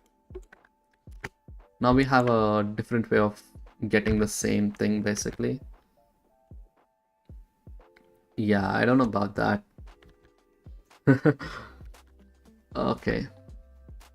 Hey, Stefan. Nice to see you here again. We are making circuit boards. This is our work in progress so far. It's gonna get better, of course. Hopefully, I'm not sure. But yeah.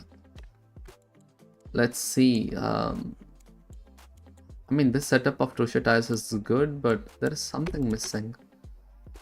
I'm not sure why, but the perfect lines is just bad. Wait, what if I... Give me a minute. Let me just Google something.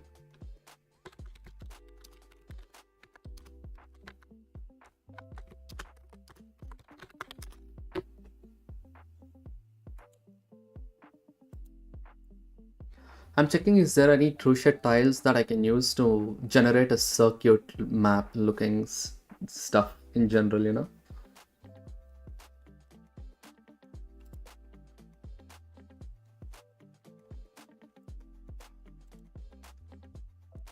Yeah, this is gonna take a while.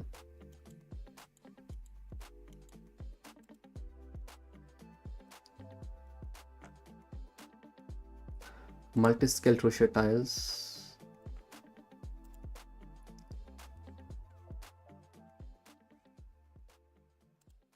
I'm saying, how do I do it?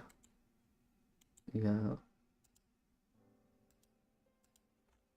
Like, there is one way to do it, but can we actually do a... You know, Ray Portal. Oh yeah, Ray Portal node is amazing. We can generate like pretty amazing stuff with it. Like, yeah. I mean, I think it's simpler than parallax mapping, but more powerful. But yeah, I want to play with that as well at some point. Sine, cosine, arc. What is sine, cosine, arc? Sine, cosine, arc. Yeah, the problem with randomizing the angle, right now I'm just doing pi by 2 because that only that works. I'll show you why, or else it'll break it. You see that? If I just look at that, it breaks. Wait, pi by 4. Okay, here is one thing. And what if I... Oh, wait. Vector map? No way. Did I do it? No. Yeah, because look at this. This and this. Wait a minute. Is it actually possible? Let's scale this up.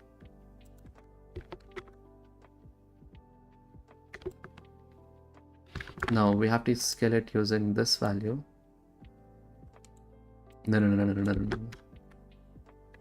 This as our value. Let's use a mix. This has to be square root of 2 sqrt of 2. Please tell me this works. This will be a game changer. 1 by pi by 2.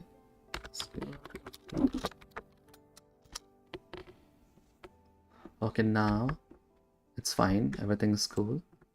Not that.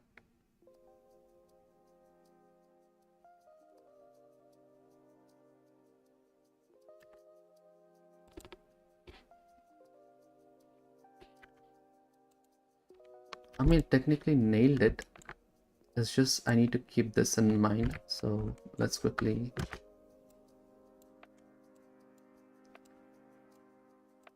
I never realized I can do this actually.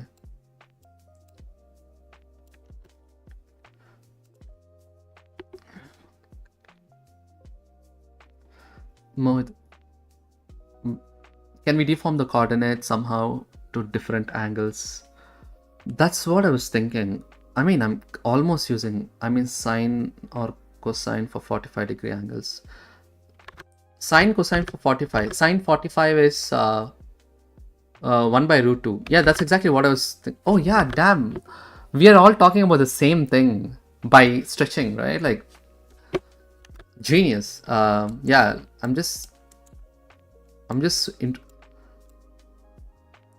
yeah, we both came to the same conclusion, which is interesting. The only problem is like we need to shift this, but there is not enough. Yeah, let me quickly do one thing. I don't think that'll work. God. Mix. Let's do vector. This and this one there.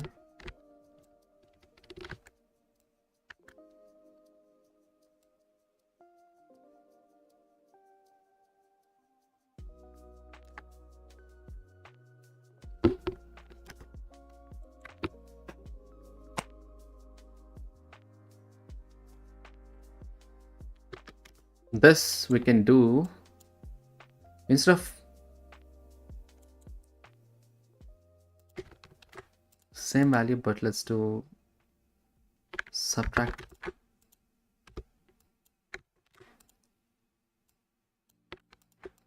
sine.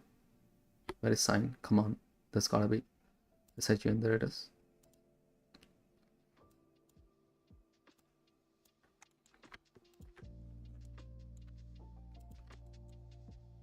We have vertical stuff. Of course, we have vertical stuff.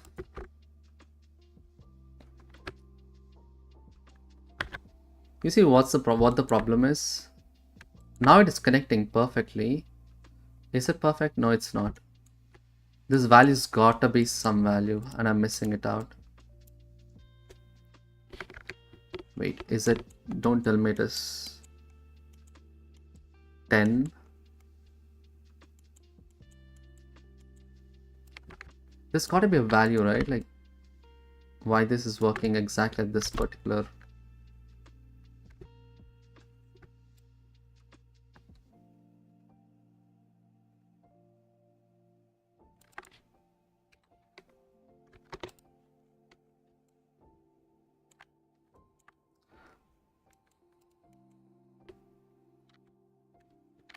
Should I do it afterwards?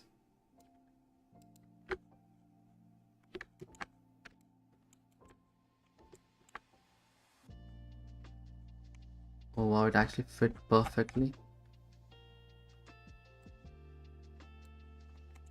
Should also scale it afterwards.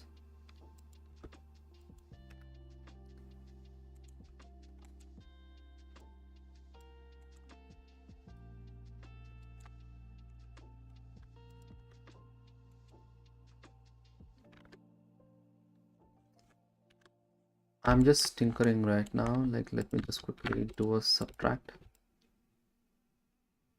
Oh, look at that. That is beautiful. Oh God, that is interesting. I mean, it's definitely the first time I did this, but is it useful? Is it any useful than what I had before? I really wish I can get some answers, but god damn, that is interesting.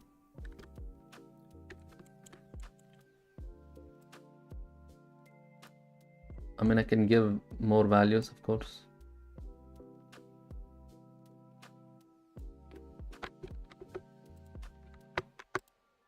And it's only working for even values, so I think I should just use a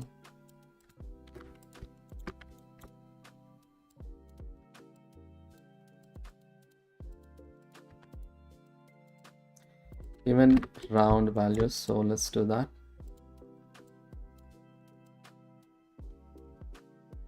Okay, nope, it's not working for everything, which is interesting. 10 works, 5 works, 2 works, nope, 1 works, nope, 3 works, nope, 4 works, nope. It's only for multiples of 5. And it's probably because I'm scaling it by 10 there. No, it's definitely not the reason. I'm sorry about that.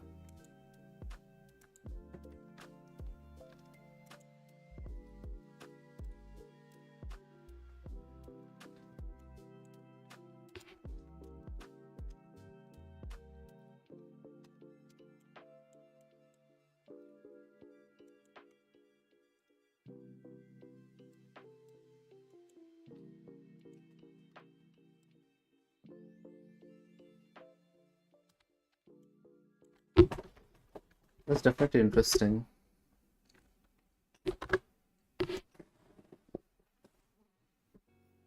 Yeah, it's too regular. Exactly. And it's not randomized. The reason being it's perfect 45 degrees here and there.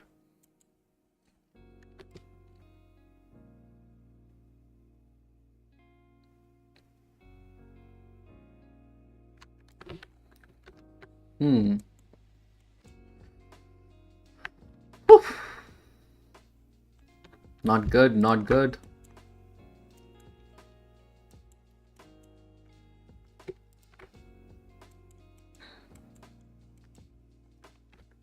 Can I mix it with this?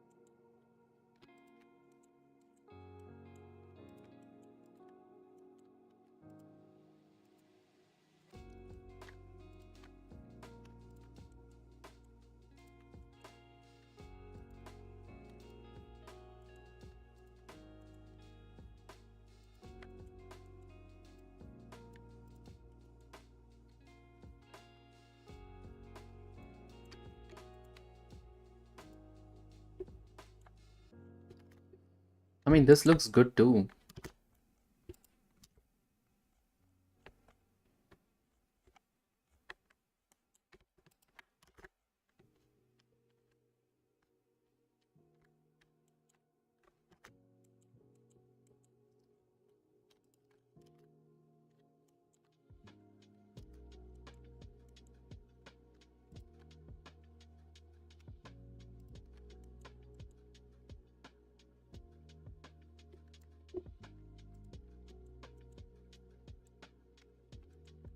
Sorry if I'm not talking that much. I'm just wondering if I did anything interesting here.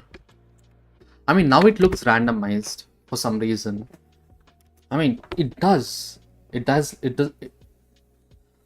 Okay, so one thing that I want to find out is we have one direction in this way. I want another in that way. Okay, that's it.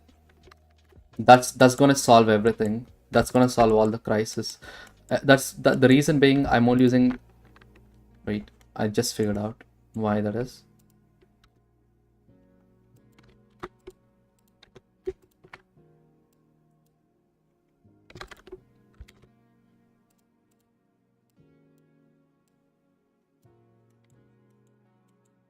Where's the white noise?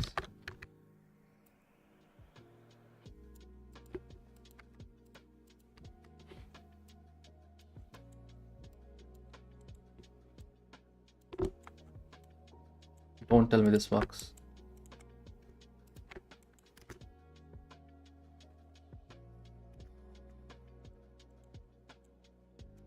It's almost there, but it's not the same.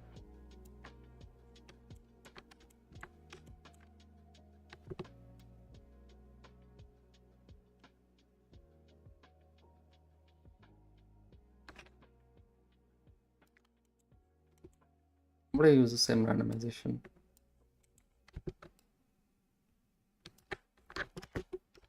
How about this? Does this look any good?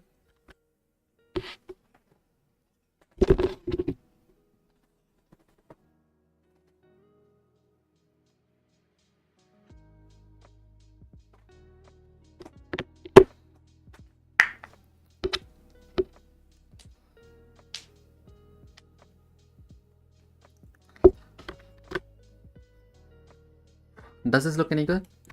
I do like this a lot, actually. On top of that, if we give our this that, I think that's good. Yeah, it is. It is good. Than this. This is definitely better. I'm gonna stick with this. Okay. We did minimum, right? Like, we did use minimum here. So the reason being that, okay, let's take a look at that.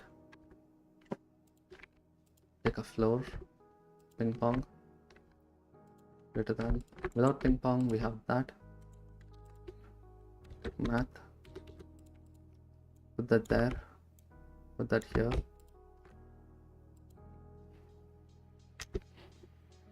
We have that. Let's use that as our minimum and just multiply this.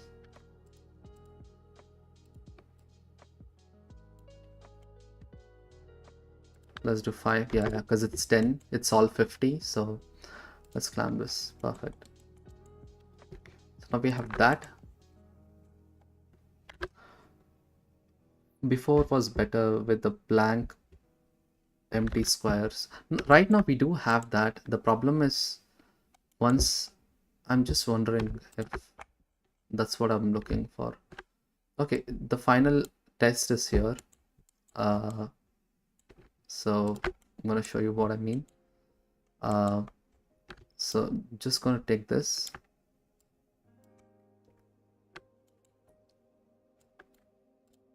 Or maybe just take this.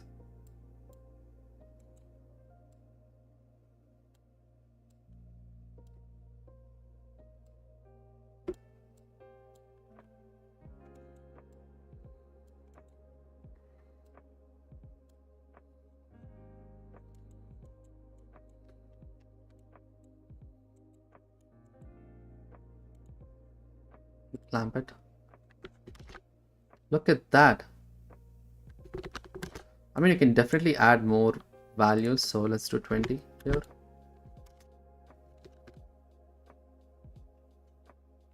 Not 20. Let's do 10. And let's decrease the lengths maybe to more profound values. Yeah, it is too uniform right now. I see what you guys mean. The other thing I could probably try doing there is decreasing This maybe.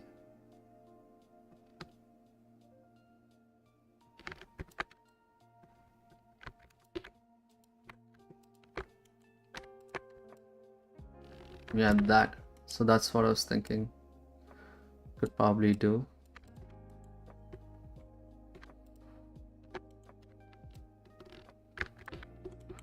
Why is that not working? Okay, it's already there. Okay. Okay, let's try something else. Okay, it's probably here.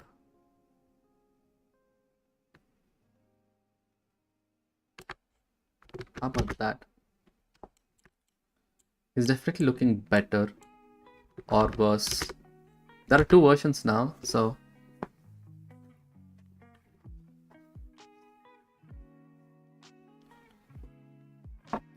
yeah, that's exactly what I did before actually. Like, so the Voronoi method, I used it because I'll show you.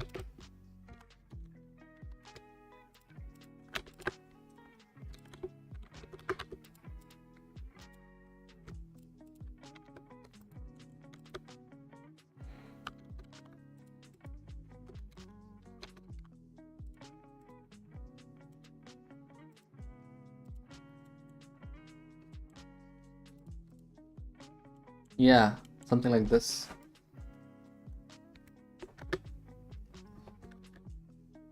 Yeah, I don't like the way this is, but yeah, I do like how this looks. I think I'm gonna stick this to this one because for some reason I do like this a lot. Look at that. Let's do 0.5, 50-50. I mean, this is unique. I've never seen anyone do this method before, so yeah, I'm gonna stick with this. Sorry. Yeah. Wow. Okay, I'm gonna quickly remove everything that's unnecessary.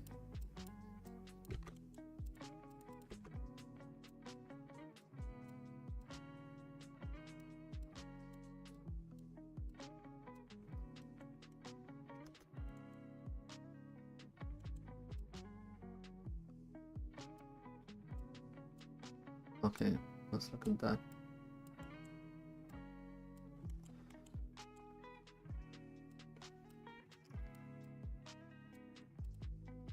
Okay, so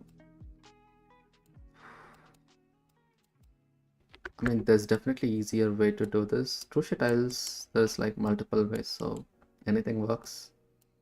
Would work fine.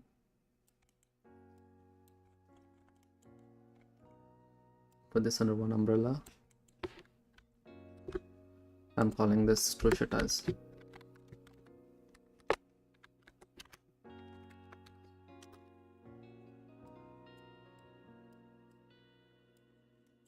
That and this together will be our new.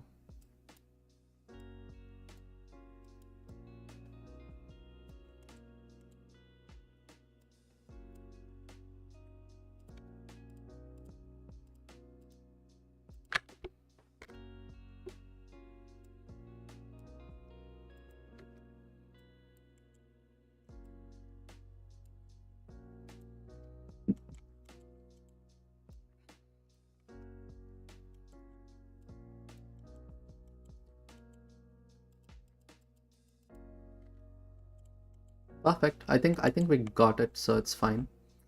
Um, so let's just put everything here. Crochet tiles, I'm gonna give a different color.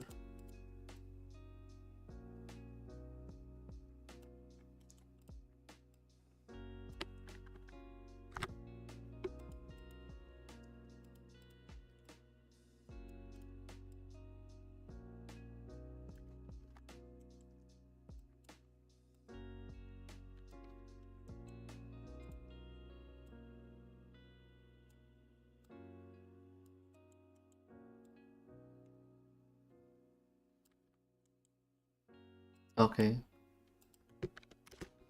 I want to quickly see how that looks in the rendered view. So, okay. I hope it looks good. I want to give a better lighting setup and everything. And yeah, for that, let's quickly add our experimental feature. Let's do another quick render. Okay, why is this not working? I did do experimental.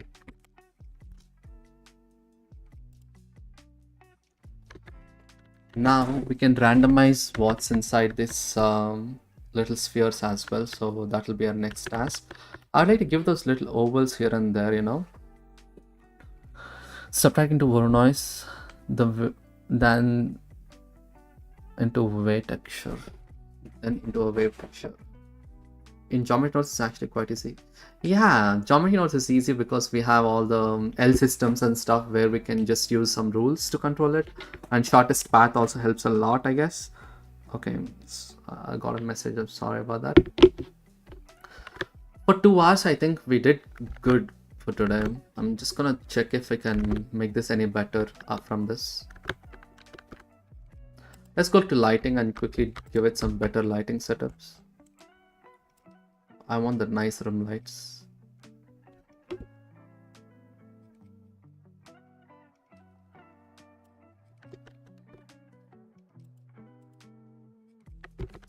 Yeah, before that, let me quickly append a small thing that I always do is collections gobo. I don't know if you can see that. There's a nice gobo right now. It just adds a little bit of oomph to it. So this is previous. Now this is the present. So let's see. I hope this looks better. Yeah, I need to remove that. So let's quickly check that out.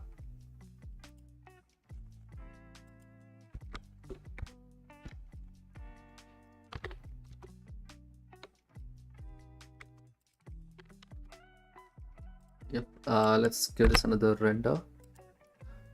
We haven't given any surface imperfections yet, but that definitely looks more better.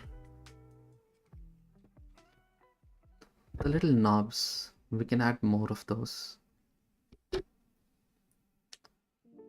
Yeah, I'll tell you what it is. I don't know what you mean by that, but there's a problem with it. So let's take this, right?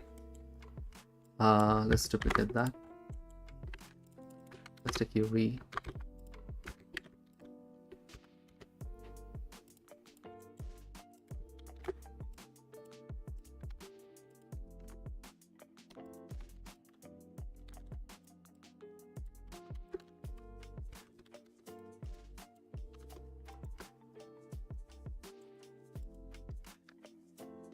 This one is basically this one.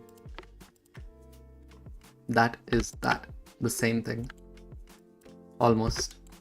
And if you put this to wave, I'll tell you what happens. It looks that it's very distorted. You see what I'm saying? And it wouldn't look as good as I expected it to, but let's see. Without the displacement. Yeah. That should result in a perfectly connected conduit pattern with the 45-degree angles. But it's not, right? Like, look at that. The stretches happens.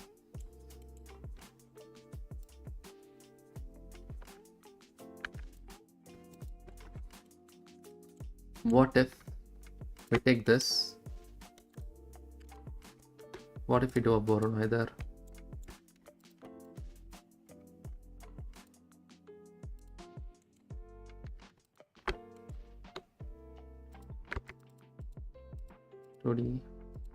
Manhattan. Wait a minute. F2 minus F1, right? Like you said. Maybe they're using Manhattan distance on both of them. Oh god, that looks so good.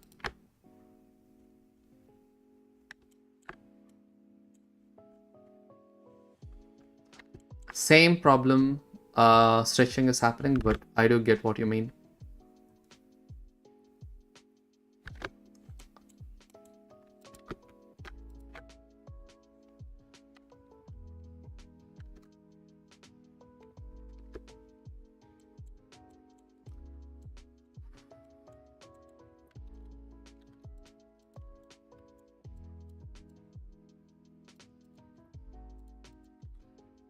I want to stick to 2D as well. Don't want to do any 3D stuff. Let's do 0.5.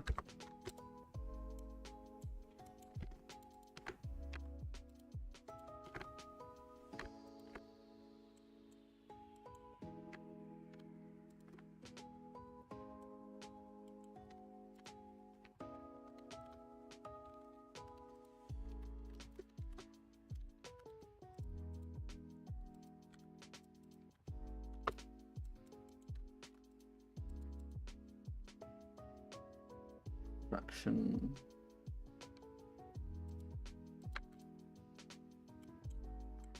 Why is that happening?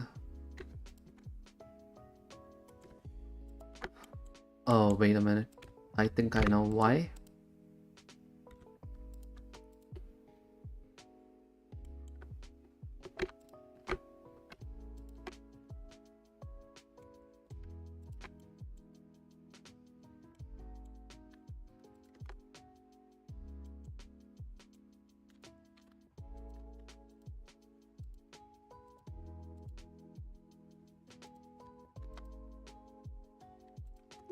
F2 minus F1, this one is fine.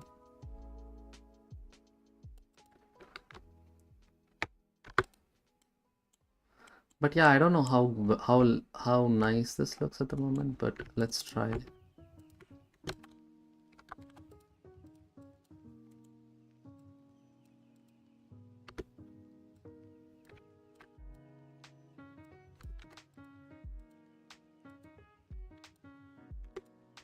Yeah.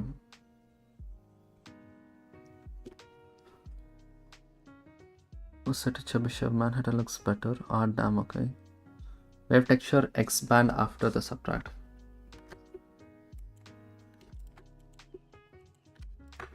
I'll tell you what. The reason why I did this.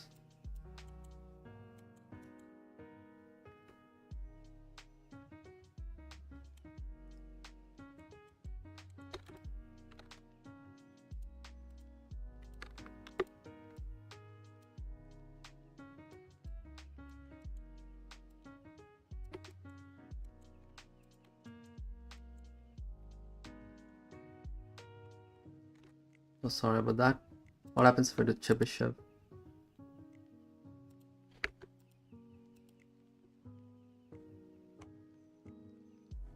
Oh, look at that.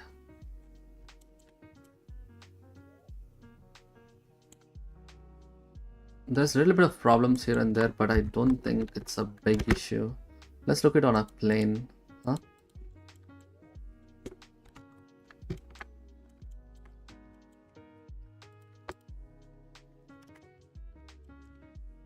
Wow. This is it, right? Like, come on. This is the best. Okay, need to quickly check something. Let's take that subtraction. Math, let's subtract 0.5.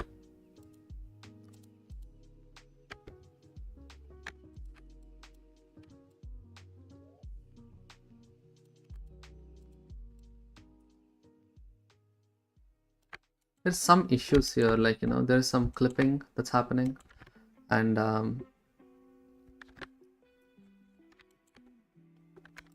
okay, greater than.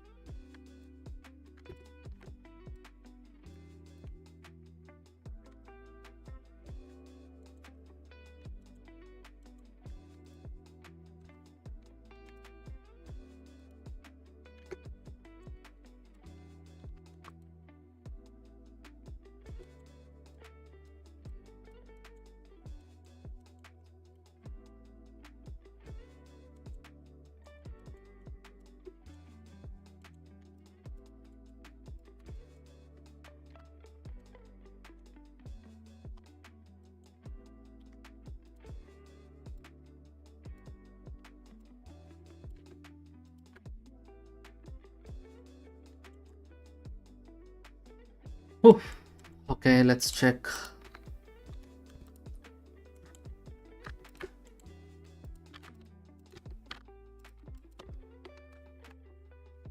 I'm getting these blotches there. I'm not really a big fan of that.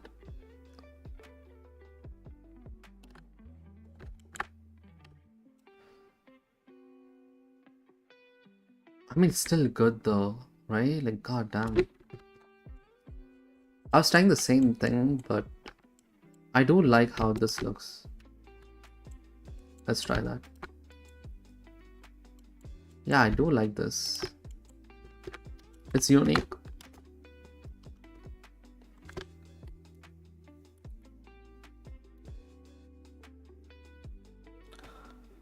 Yeah, but the problem with wave node is it's using sine and cosine, so I'm not really gonna get like the perfect values to mask it out like I want.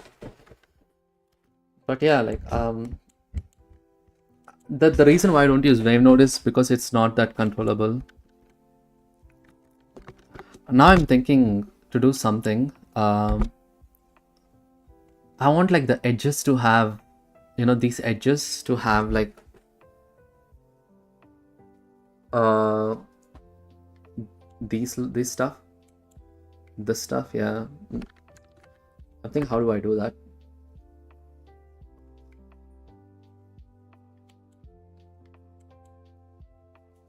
There's two colors which I've gave already.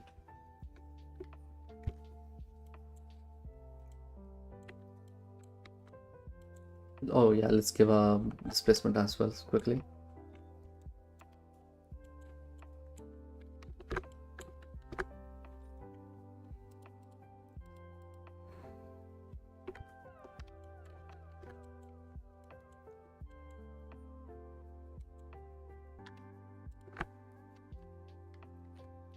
I mean, I got this there, which is similar to what we have here.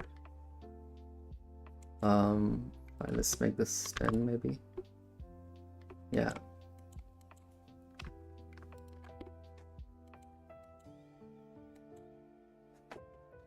I don't know which one I should use.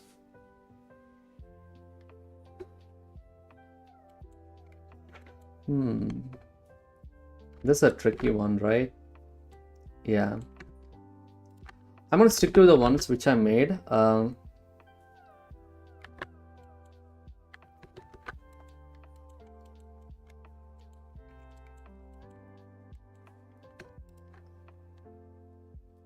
I don't think the circles are even possible. I'll tell you why. So we have this, right? Like, let's take a look at that. Not that, sorry. This one. What I thought was vector math. Add that. Scale this. Scale maybe 10 times or 5 times. Do a fraction. God, I made the wrong choice. This is the one.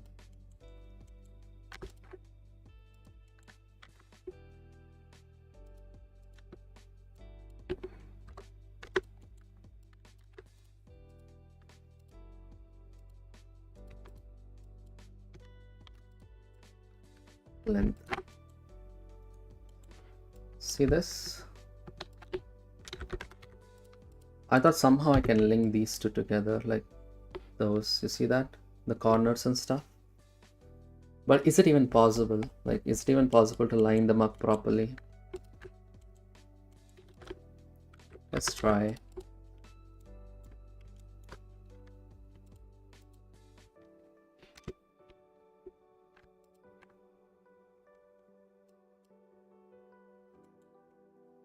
You see that?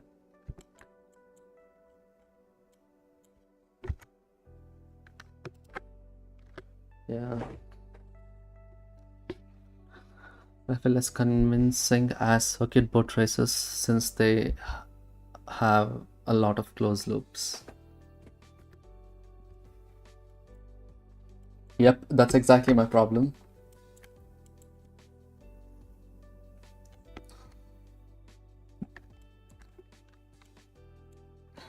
If I do 10 now.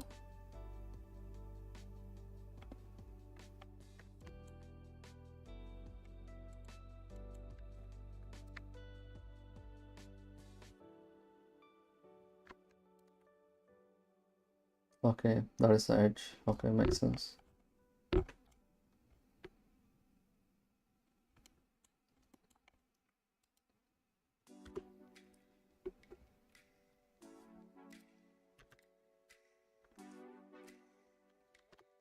I hope this doesn't crash.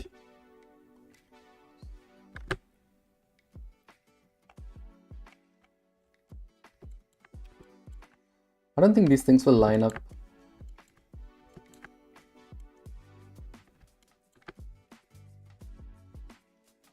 One, two.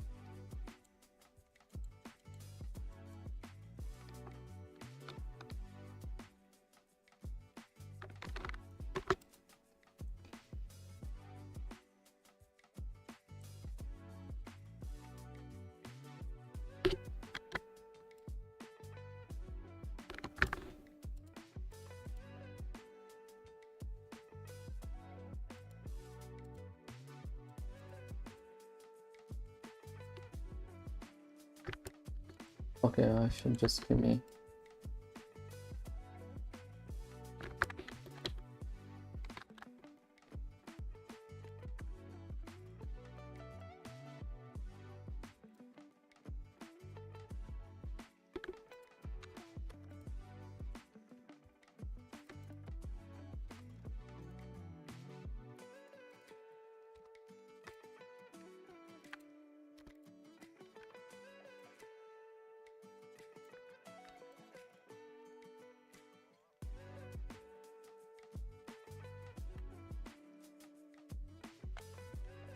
Almost lining up.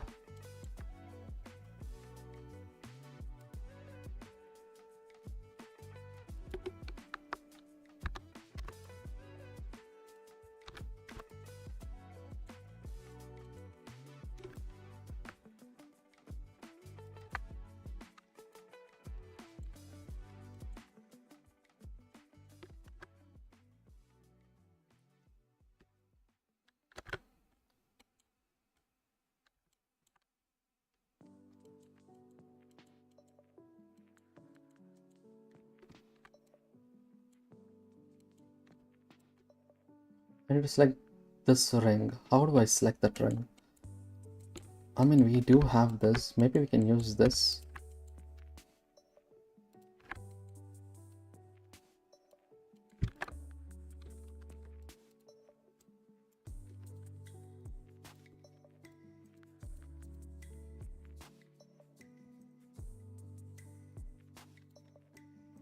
Just that. Let's do 0.1.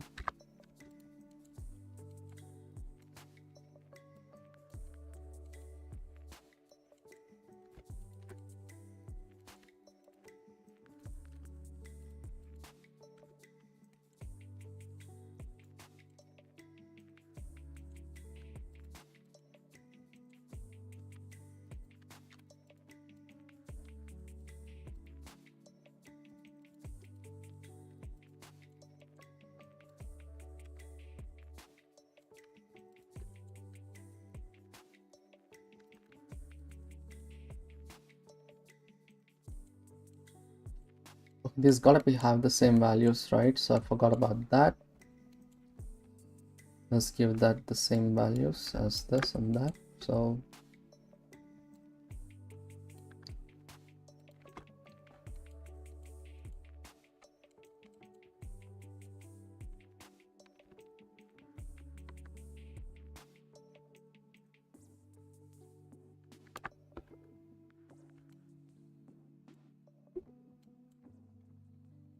scale is 10.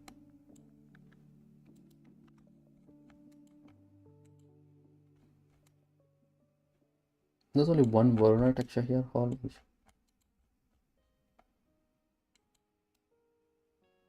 Okay, the scale is 10. The randomness is at 1. So what was the randomness here again? 0.5.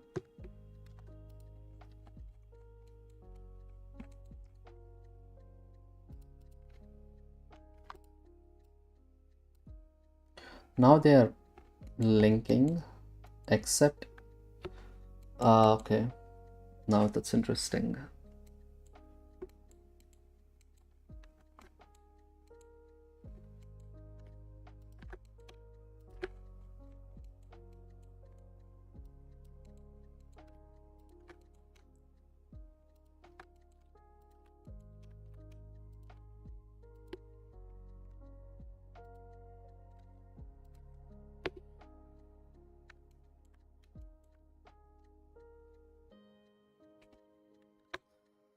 Oof, this is hard.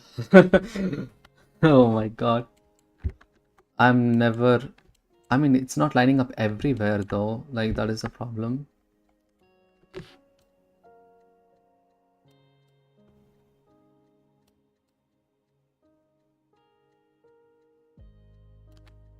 Look at that.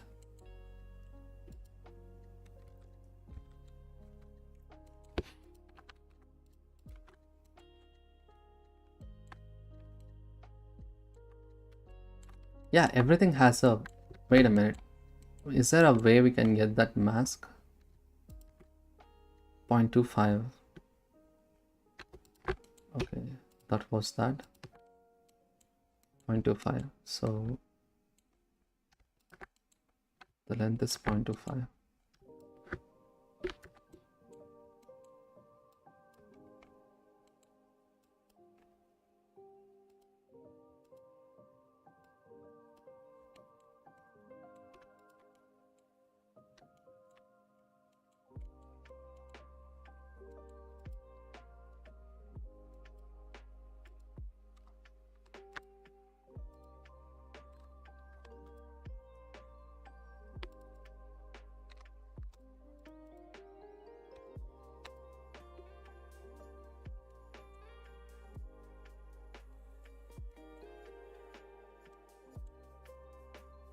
Point 0.28, sorry.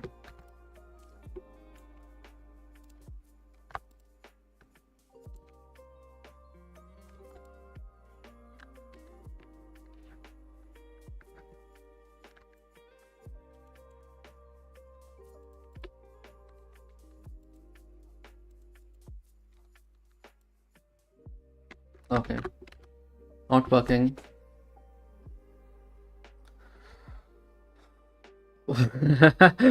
Yeah, wish there was endpoint selection. Yeah, exactly. So, like split in quadrants, and then it's a very complex one actually. This is a very challenging. But yeah, to be honest, like with what I did so far, it's not that bad. It's just that I really wish it was more easier this way. Um, let me check. We have that. That's cool. That's actually very cool. God. We have that and this is not the same. That and this is the same.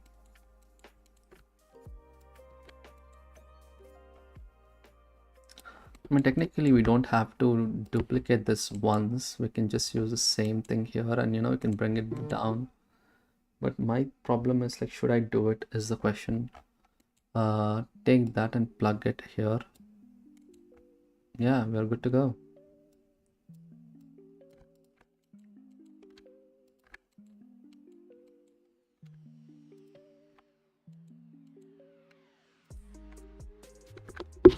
Yeah, I'm very interested to see that.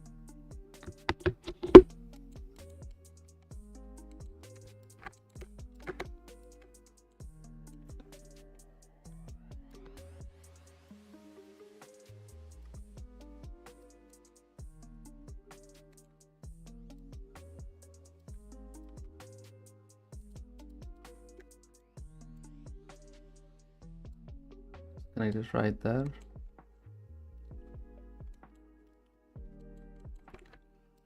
Okay, I don't think this will work. Yeah, it's better if I give up now rather than later. It's almost...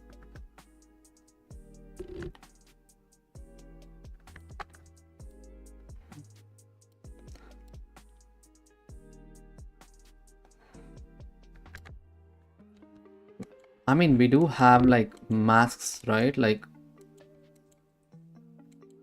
Yeah, this mask,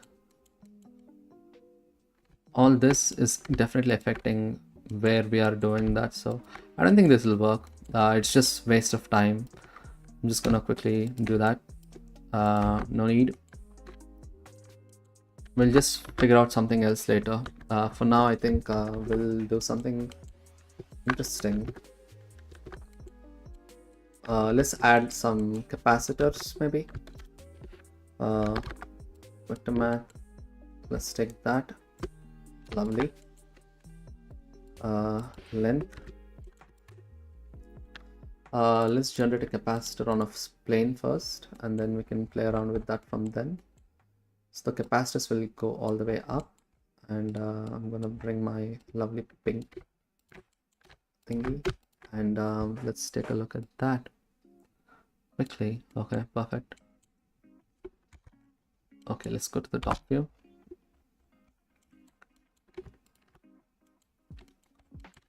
Let's do vector math, subtract 0.5. Perfect. Let's use UV. Perfect. Now let's quickly tackle some stuff. Even though, okay, that is happening because we are on the z-axis, that makes sense. Let's take a look at this, and math, subtract. So yeah, let's do that. Now let's also just mix RGB or map range. Yeah, map range is good.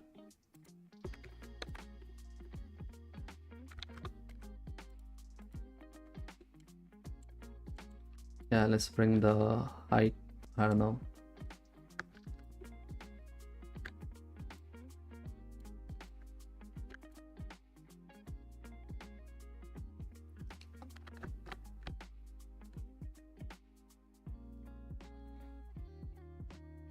Let's do that, and let's use RGB curves or float curves. Let's increase the shape to make it more rounder, like we always did.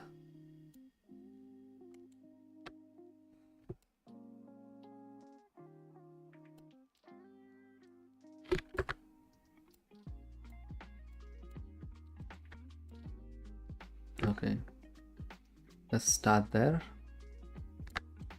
Let's make this rounder.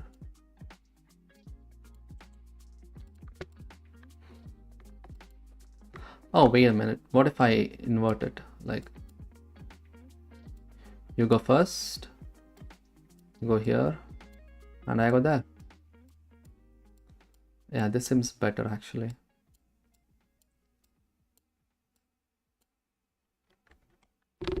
Take that, subtract 0.5.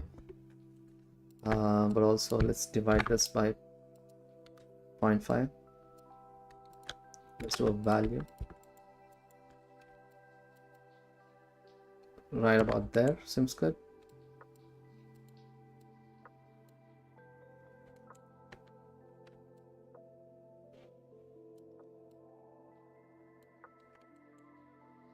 That seems about right. Let's take a look at that. Sorry if I'm not talking that much. I'll check the. It is a master chef the perfect pattern of the Voronoi convex pattern to break the perfect loops.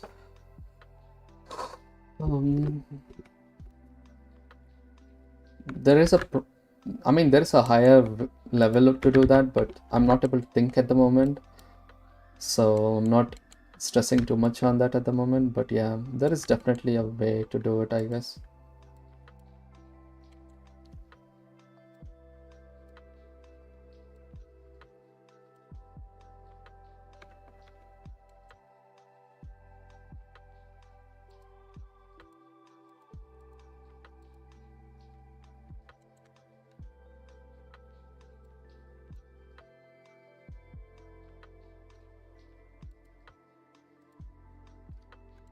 Okay,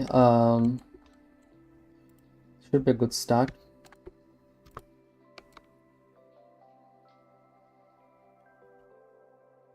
Right about that.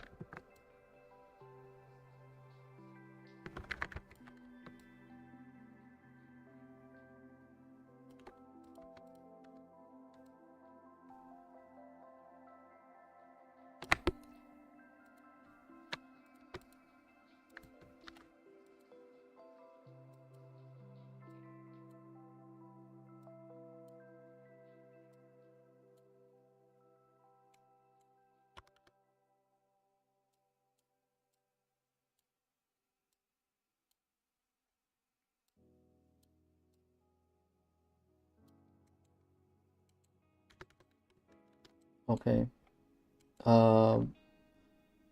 Definitely there's a problem with subdivision, so I'm going to check that. Let's do that. Where is subdivisions? Performance? Nope. Supported. Okay, that's why. My mistake. I was thinking, why is it not looking good?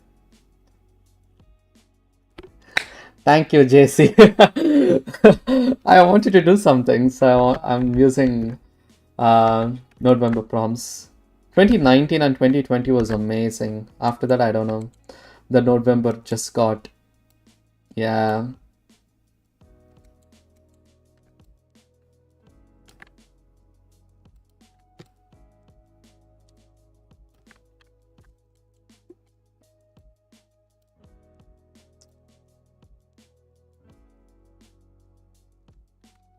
I also think Simon Thomas has worked on something similar to this.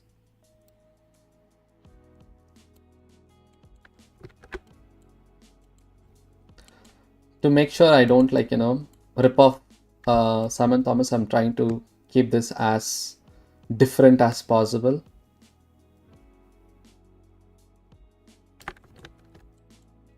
I remember doing like a version of it a long time ago, just by following Simon Thomas's live stream, because it was so good. Yeah, now I need to use this to scatter stuff, so let's do a math. Multiply.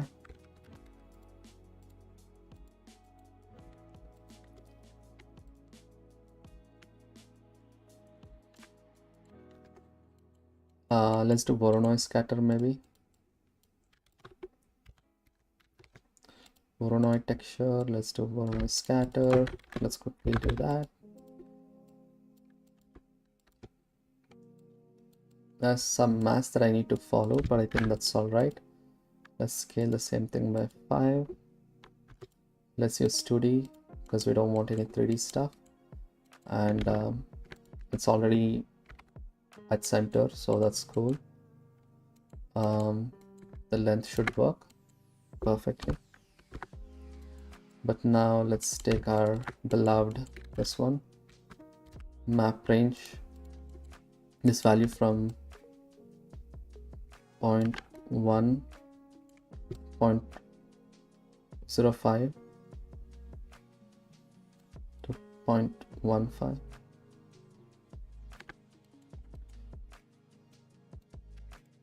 Use that as our input. There you go. Yep, and let's separate color here.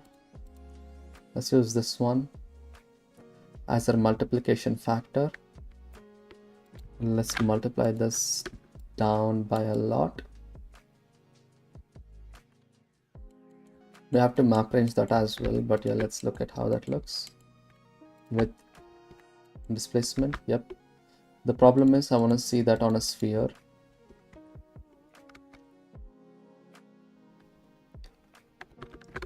Okay, with the present lighting setup, I just want to check how that looks. Well, now you have an easy chance to be better than me. My circuit board was awful. You know what? I'm just gonna pull up your circuit board on top. JC, Qboxel. Vector. I hope. There you go. Let me check your prompts. I think it's easier to go back. Let's go to media. Let's check your circuit board. I think you made a pretty good circuit board. That was 2019. By the way, I never participated in 2019, so I never seen your circuit board. So this should be an interesting one to see. The number of textures you made back then, damn, so beautiful. Oh, wow. Why do you say this is not good? This is beautiful. I'm gonna save this. This will be my new reference. Look at that. That is JC's circuit board. That looks so beautiful. I don't know what you're talking about. This is really amazing. Wow.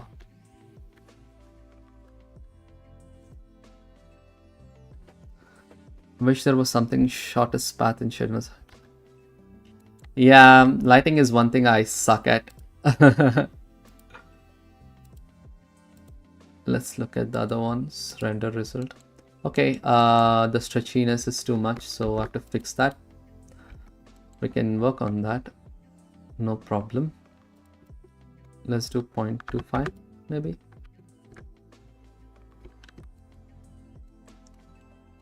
And from 5 to let's make this 20.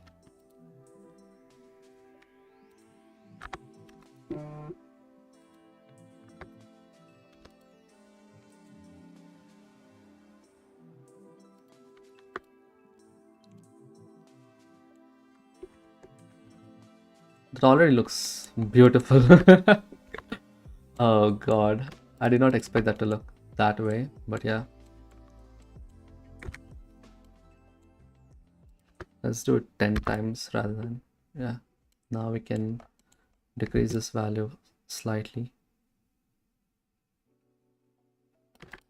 Let's do 0.85.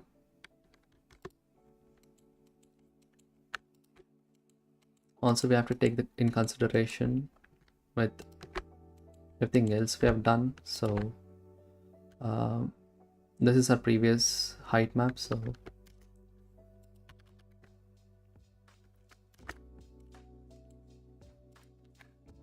let's do a maximum to see how that looks. There's definitely like intersections, and how do I solve these intersections?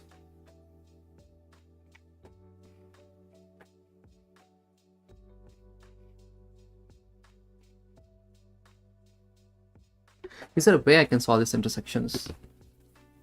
I don't think there is a way, but I should find a way. There is one chance, one possible way to do this.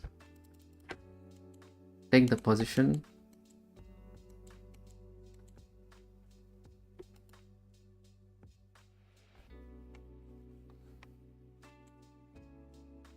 Should I do that?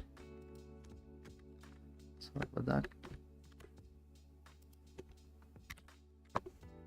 I don't know if this works, but I would like to try.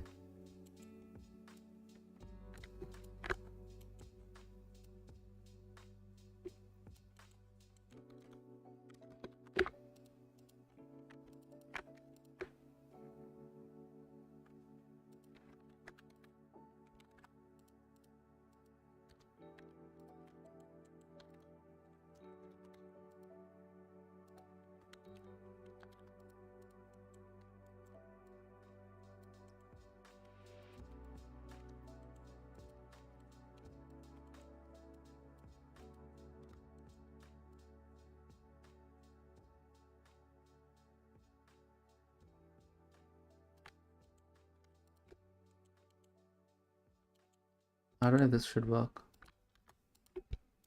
but let's try.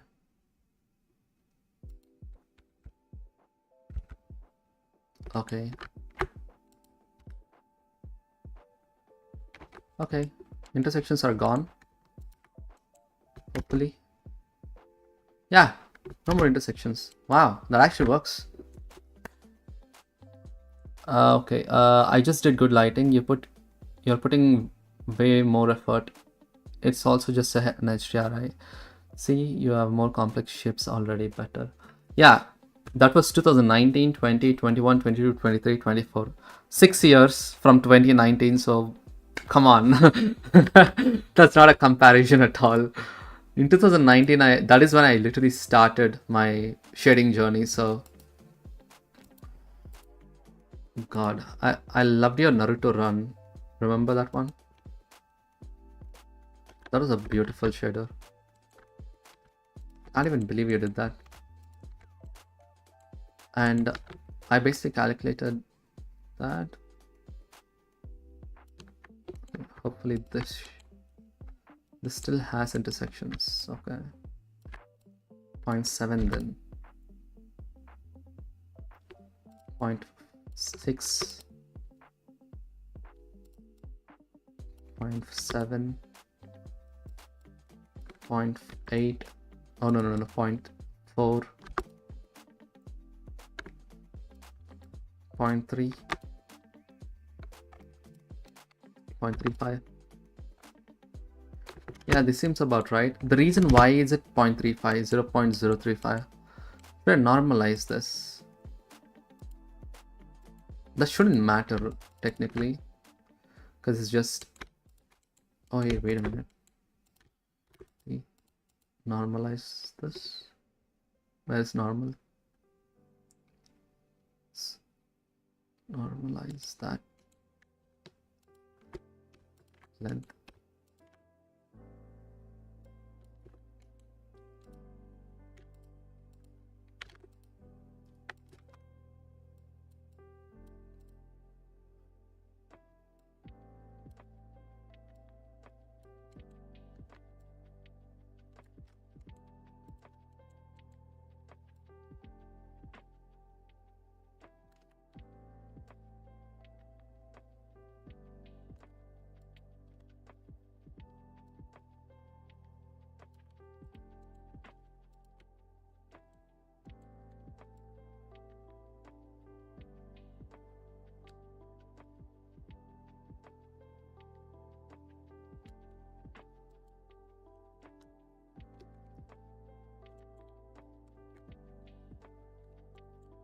Sorry if not checking anything, messages. I'm just a little curious about something.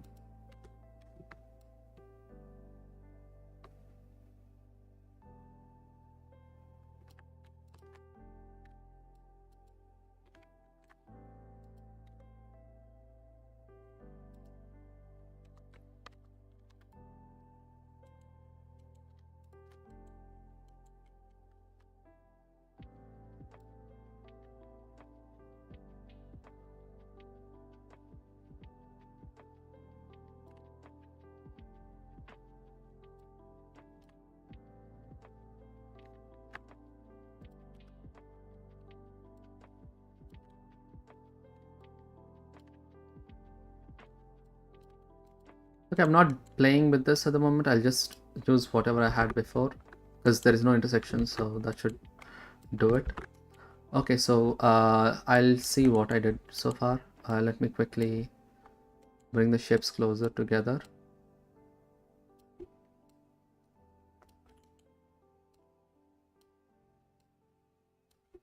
And yeah, this is nothing, but yeah, let's I'm getting the intersection mask by that. Now I can use this mask as greater than to get this mask, only the capacitors mask. Now using that, we can build our new shader. Mix color for this. Okay, mix color. God, hate that a lot. Okay, now that you can put a new color there. What colors are capacitors? Are there also metal? I was thinking maybe I should do gold or something, but yeah, let's do plastic. I know some are yellow in color and some are not. So let's plug this immediately there. And our, okay, there is definitely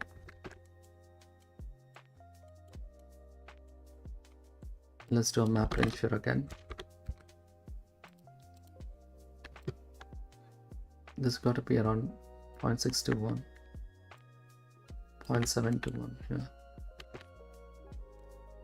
Okay, now that we have that, we need the metal mask. So let's take the previous metallic mask. Let's take math.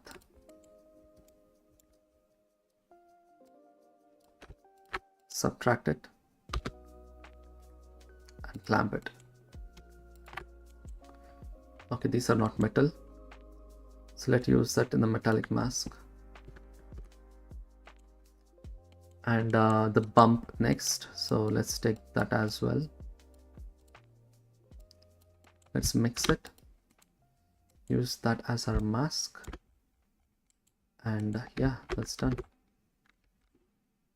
Subsurface, there should be no subsurface for this, so I never realized I'm giving subsurface for everything here. So the subsurface is 1, so math, let's take that. 0 subsurface for this one, and full subsurface for rest. So let's take that, like this to the weight. Yep, perfect. The colors are definitely normal, except we can make it better by using the third channel, putting this to a mix color. Where is it? Sorry about that, it's going to take a while. Let's put a mix color right here, and we can mix it between blue and red,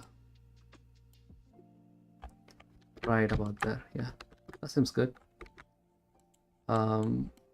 Let's give this a quick render to see how that looks. Sorry, checking the messages now. Yeah, it's fine.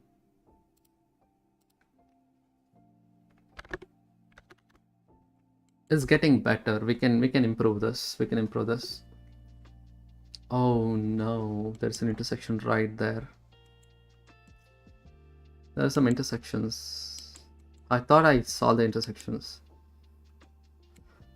Oh, this is bad. Okay, let's get back.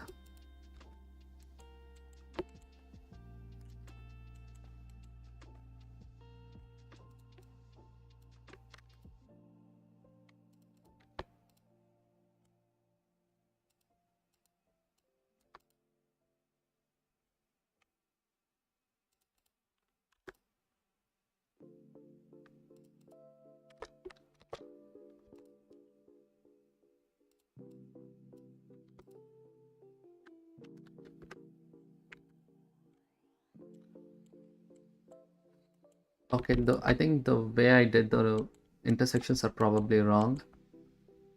I use FN Chebyshev.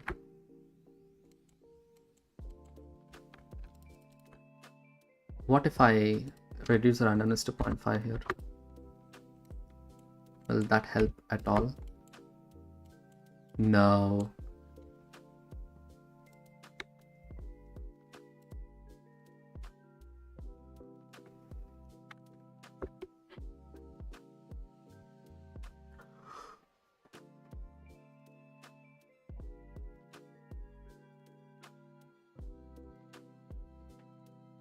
Okay, this is bad. I'm not sure why, but I'm not able to solve some intersections. If JC, if you're still here, do you know how to solve intersections?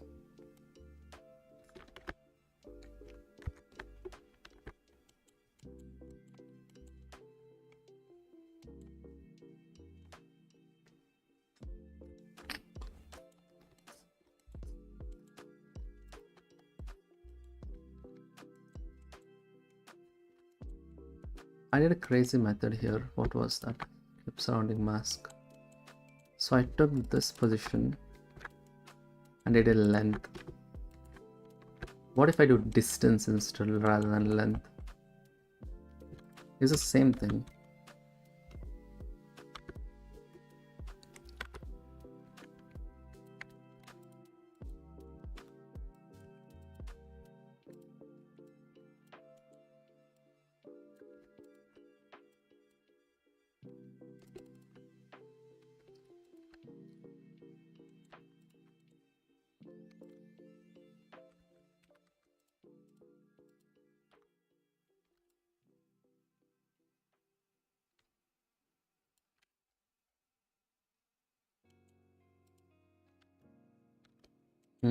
Interesting.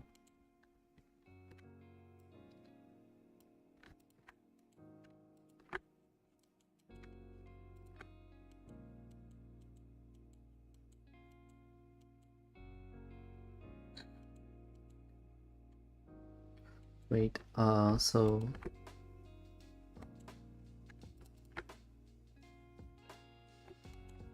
okay, I have the distance for those as well. Distance of this, which I'm sure I'm using, and the distance of this.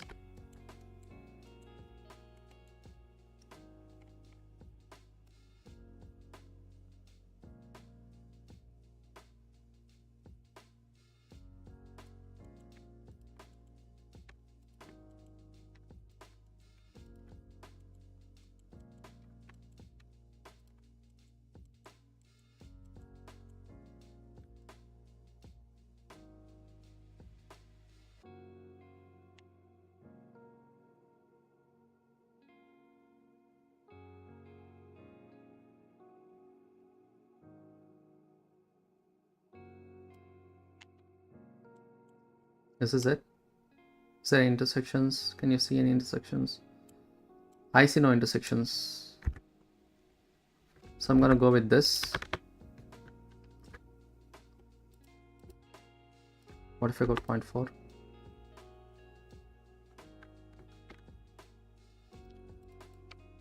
0.3? Yep, 0.4 is the way to go. Perfect. Yeah, 0.35. Okay, let's stick to this. Simon has 3-year tutorial on process circuits and shared notes. Simon has a 3-year long live stream where he makes the 2019 November prompt. So my plan is to not do the same, but I'll try to do something different. I think Simon added a fan. Simon's result was amazing at the time. Let me try to find it. Yes.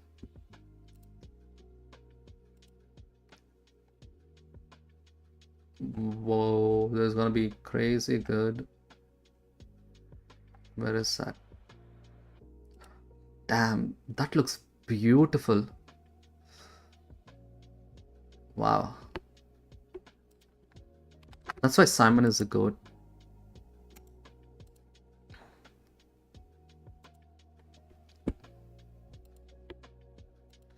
God, how do people do this stuff? And that tweet was 2019, which means 6 years ago.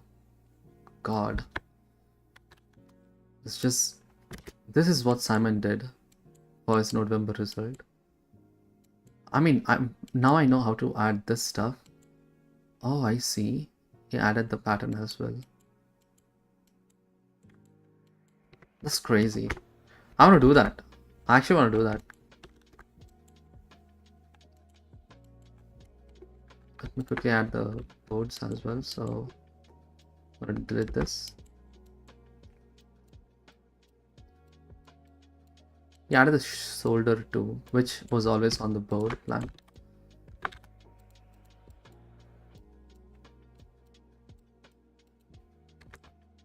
Not lens, sorry. Maybe 100. Fraction.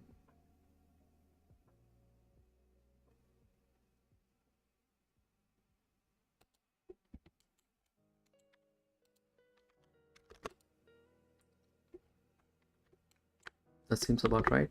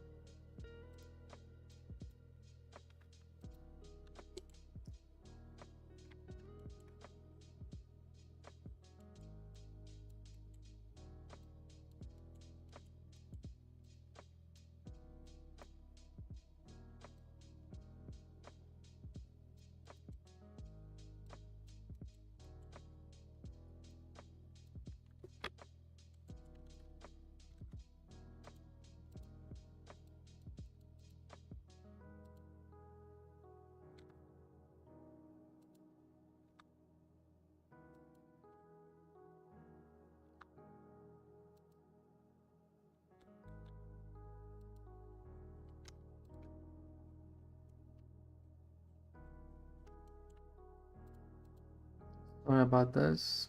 Quick checking something.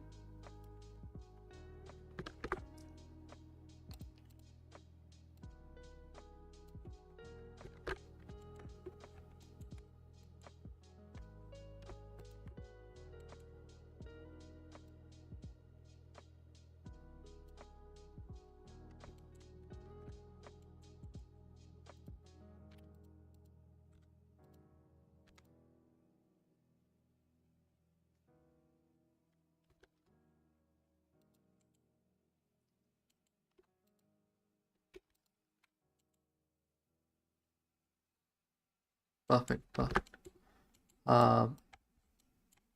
Now that should technically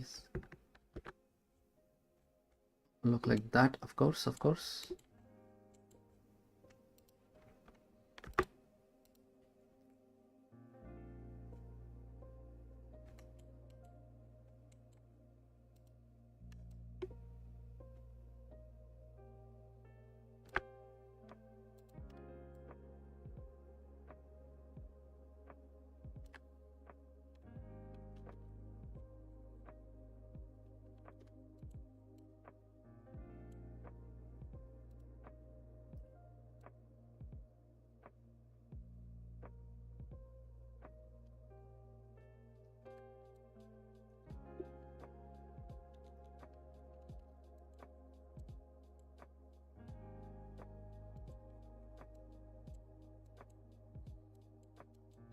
Sorry, I'm not checking the stream.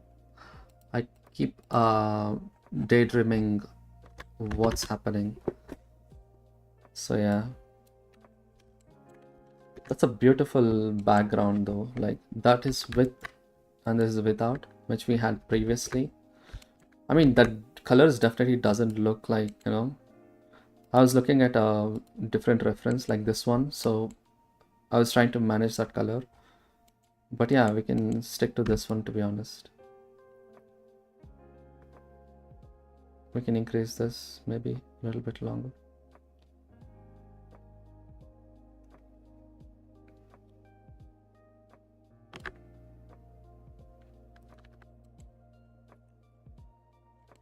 Let's give this a different color, like a more gold color, which is generally what people do, I guess. So let's make this gold. And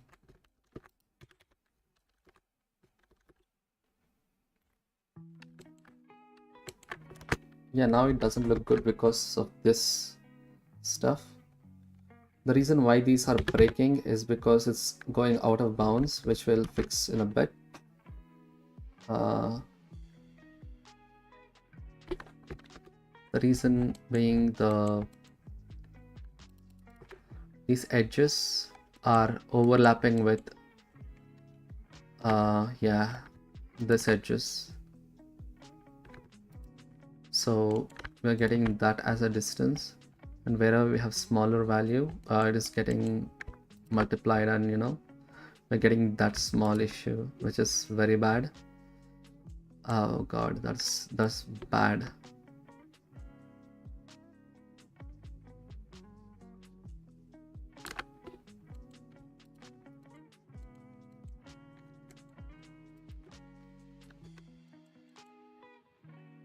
And what colors are capacitors in general? Let's give it white for now. White is definitely not. Let's make it black.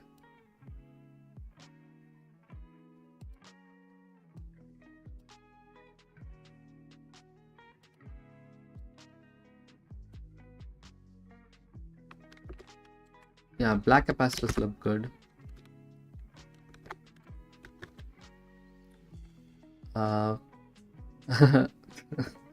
Is someone laughing?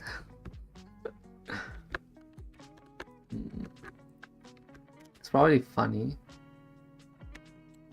like how I'm working at the moment, but yeah, it started to look like, it's starting to look more like that, which is interesting. Let's quickly decrease this size as well. That's a radius, so from 0.02, let's make this 0.1, 0.09. Oh, not 9, got a 0.09. Yeah, now let's work on the little things, the shoulders. So the shoulders, I was actually wondering if that is the best way to do it. So what I'm going to do now is just take this vector, do subtract 0.5,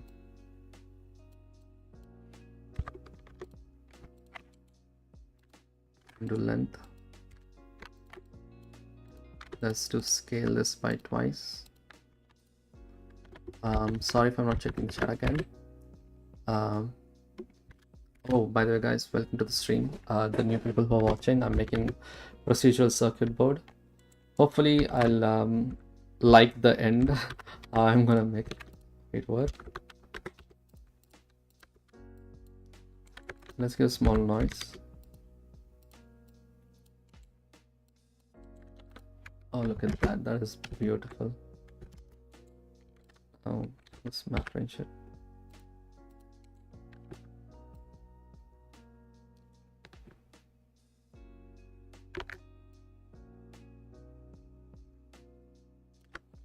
Next up, let's just get the randomness by making this to floor. Let's use the same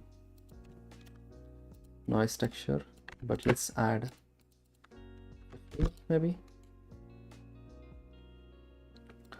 0 randomness, no normalize. Okay, why does it not look anything like I expected it to?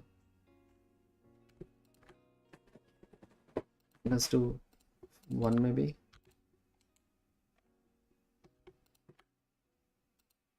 Let's normalize that. Sorry about that. Let's make a math greater than.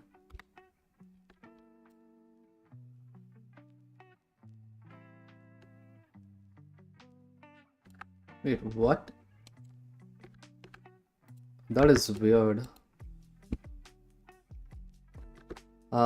Quickly gonna check in supported because there's a vector math mode. Yep, there it is.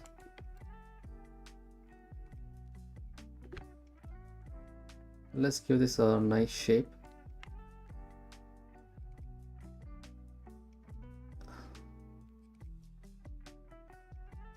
Yeah, about that.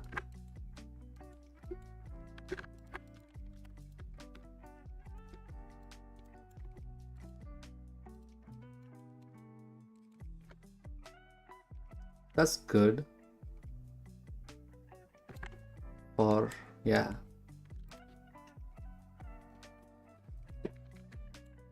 Let's go, let's clamp this and we can add that to our final result. So I'm gonna put this Control J here.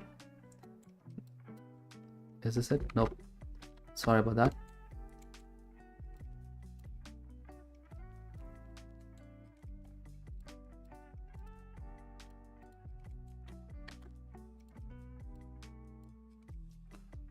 Let's use this somewhere else. So let's bring this all the way up there. Control J that. Yep.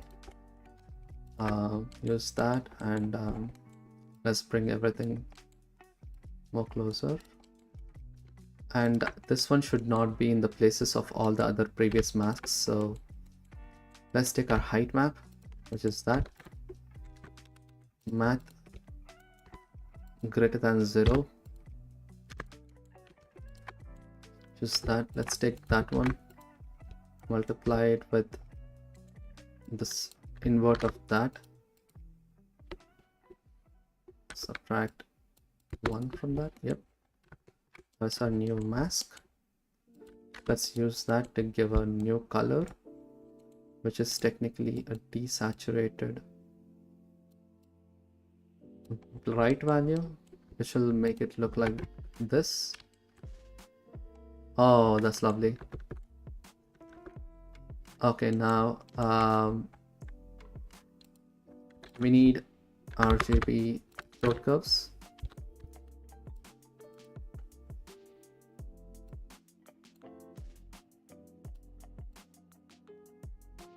Something about that shape sounds good. Yeah, that's a pretty good solder setup, I feel. Now let's take our math, multiply. Sorry about that. Multiply, and let's duplicate this and connect this directly here to greater than 0. And use that as our new height map. So our height map is going to be amazing. So let's take that maximum, put it right over there. Now let's go back to experimental. It's gonna get super spiky as usual. So let's make this 0.03. Even that should be super spiky. Let's make this 0.1.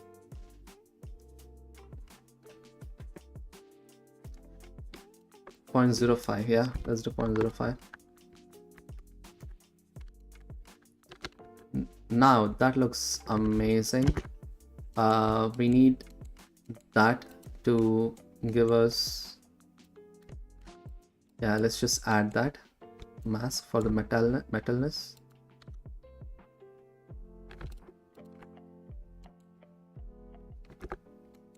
Wait, oh, this is the metalness mask, sorry. So now all that is a metal. Now let's take a quick render. This is what we had before. This should look a little different than usual, but yeah. I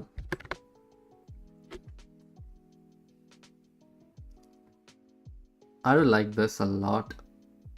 Maybe it's too perfect. But looking back, I don't think it's that bad.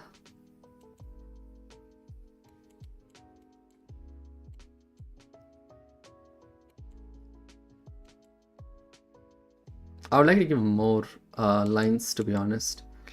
Yeah, let's give more lines. But yeah, it looks amazing. I do like this a lot. So for better rendering purposes, I'm gonna just delete everything here. View, project from view. Save this. Go to UV editor. Select everything. Now let's scale this up. Right about there.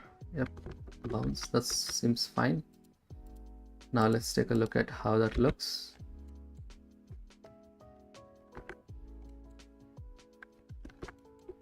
Okay. Let's make this 0 on 0.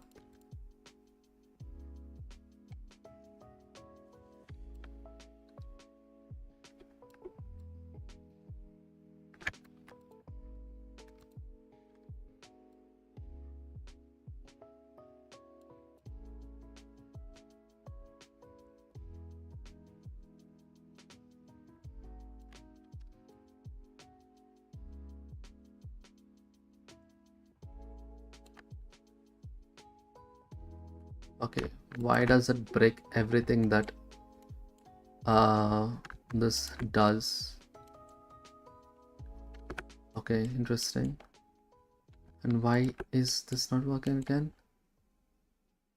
Sorry about that. Just checking something really stupid. Okay, that's working. That's working. Oh, okay.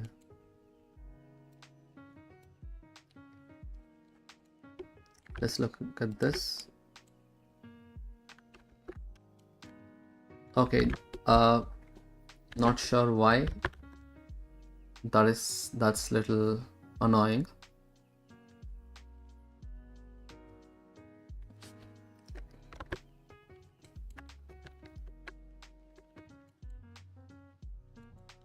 I want to give a good texture on top of this, so I want to work on that next.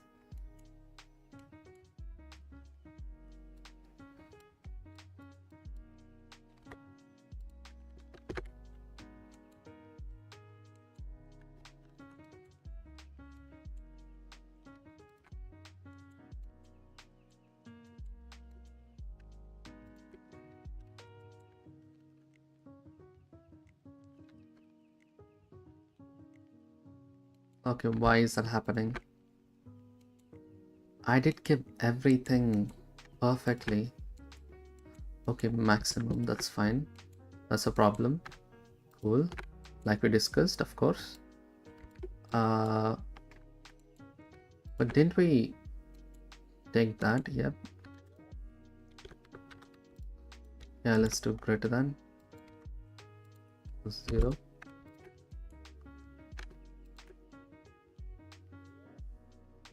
Didn't we do that? Yeah. Multiply, yeah.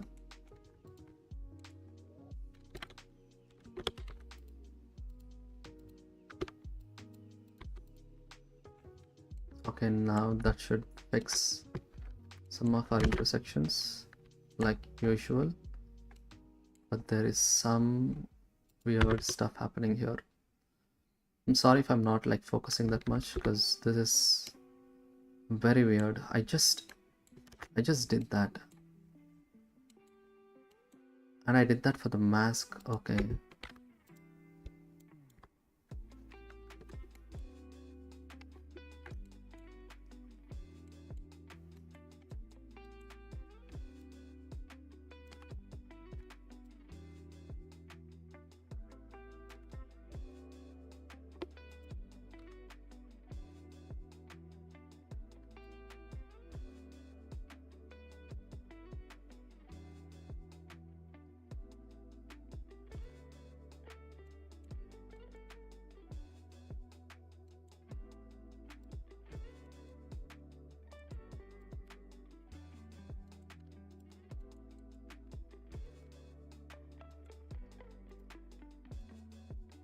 Okay, that's interesting.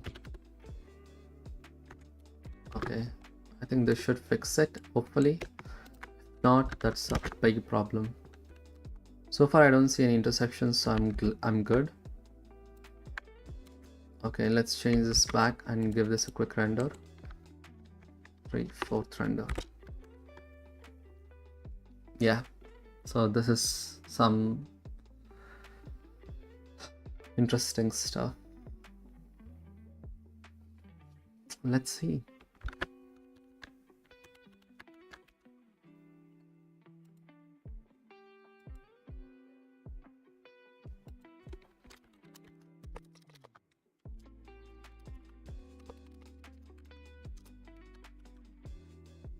Damn, I do love how that looks.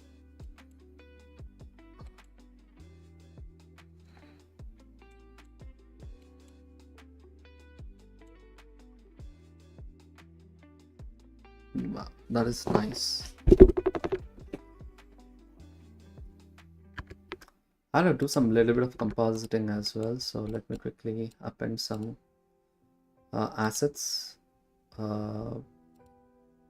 Node trees, film grain. So let's quickly add a film grain node and denoise. Let's also quickly add denoising data. Yep, right about that. And a few more nodes which I would generally add. Also, I think I should change this back from the color management. Yeah, it looks like this right now, so let's change our color management from Filmic to AGX. This to punchy. Oh my god, that looks beautiful. But yeah, I'm gonna do the color transform in the compositor, so just wait for a bit. In the compositor, go open a new file. Let's do ammonite. Let's go to compositor. Let's bring these 3 nodes, which is really good, and do a circuit board. Don't save. Compositor, paste, glare, perfect. Lens distortion to film grain, perfect. I hope this looks good, like seriously. Sorry about that. Let's see some viewport compositor going on. Oh my god, that is beautiful. Okay, let's give the sampling. Let's give this 500 samples. Denoise is already done, so let's remove the denoiser from here.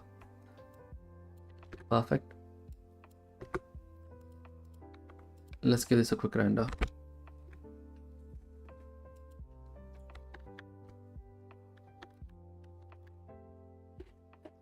It's getting quite late here, so I'm probably gonna go now. Well, have a nice day there. See you there, Quackers. Thank you for joining. It was fun having you here. So, yeah. Damn, that looks amazing. I just need to give this a little bit of that oomph. So good. I'm happy how this looks. Of course, we can change, like, you know, underlying patterns, but this is a good texture that we did today. What do you guys think? And also, like, why is there no volumetrics again? There is volume, right? There's definitely volume. Okay, okay. The global volume can increase. That makes sense.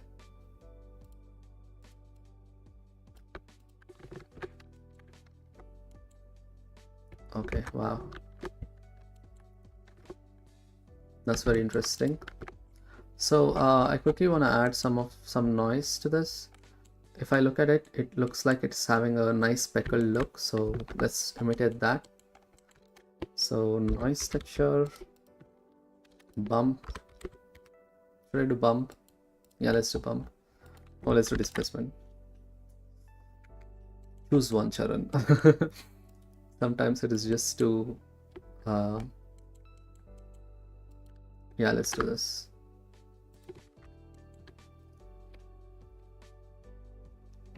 Yeah, it's fine.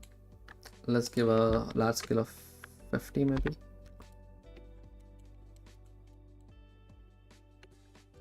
Let's use the node setup that we have here, which is that. Plug that there. Let's go 70, 100.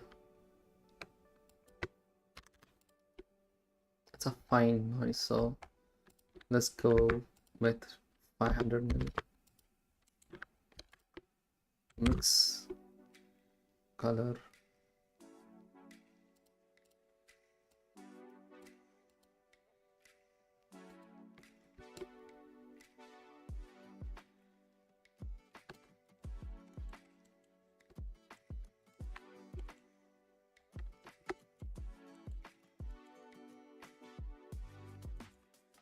That looks nice.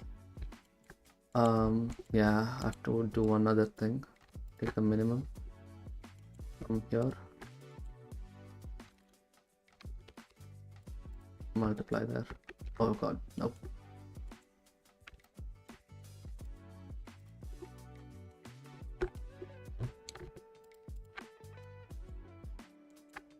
Yeah, that was important. Now let's quickly change this to 0 and change this to 600 maybe, and let's give a little bit more.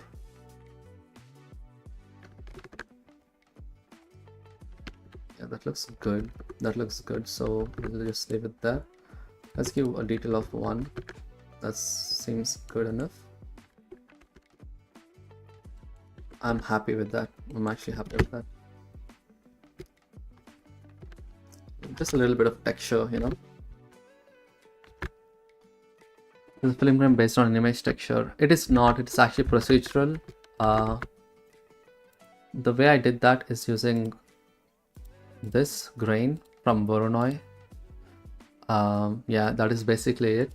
And I offsetted it in 3 different directions randomly, and then, you know, yeah, that's basically it. Like, it's super simple.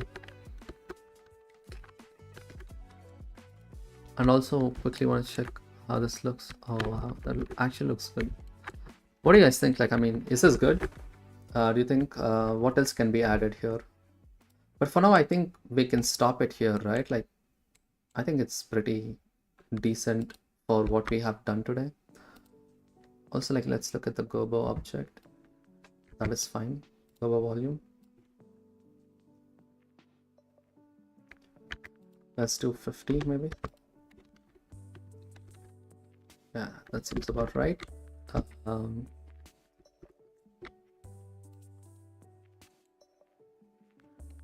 let's give this a quick render. I streamed for 3 hours 30 minutes. Wow. And I'm really glad how the texture looks at the moment. So that's a pretty good circuit board texture. Very happy, very happy. I'm gonna play with some more values now to see how that looks. But yeah, I'll show you what I mean by that in a few minutes. Okay, let's save this.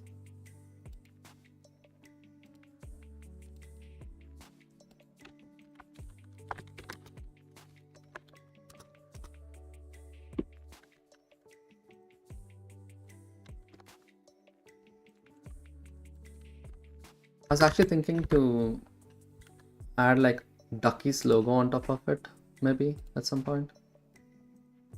I'll probably do that later, but yeah.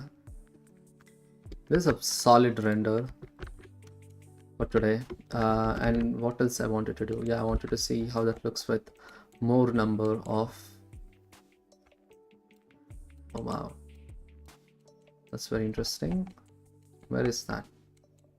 Was it here? Yeah, it is here.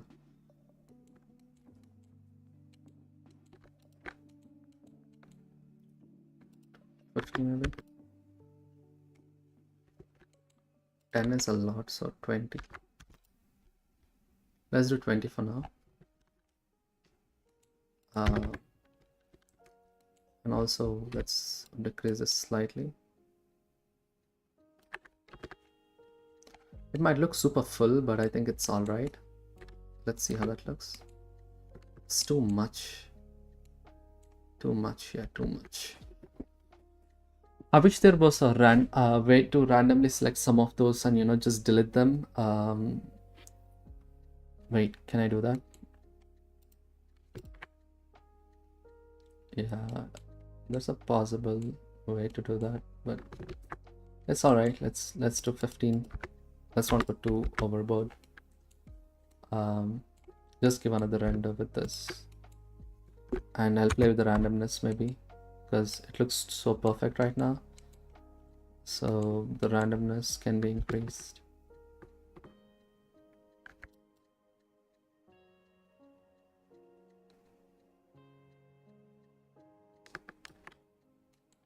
Yeah, and then we can also play with other stuff. Yeah, why am I subtracting values here?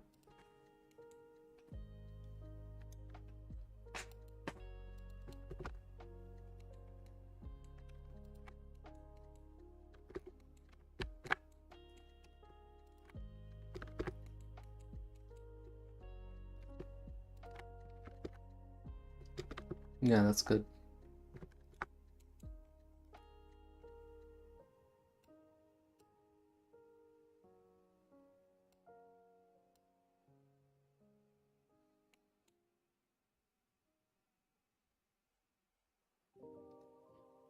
Sorry about that.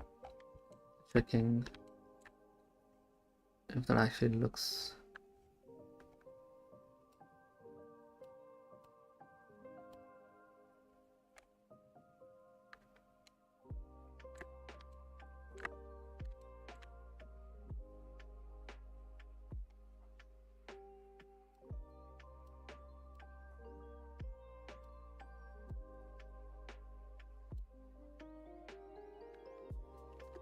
They look sharp now.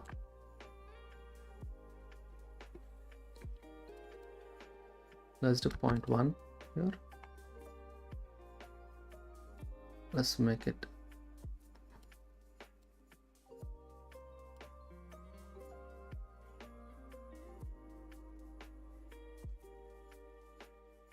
Yeah, that's good, I feel. Reason being, I want to multiply this by 2. I forgot about that. Now this should look a lot better. Oh, there it is. Yep. Let's make this 0.05.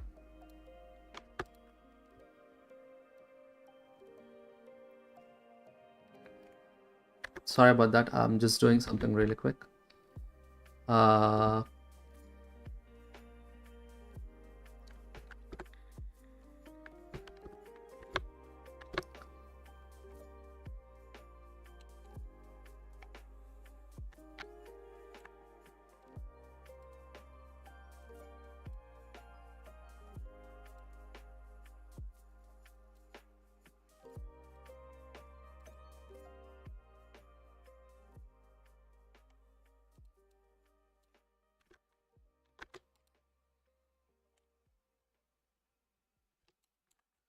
Yep, this is it.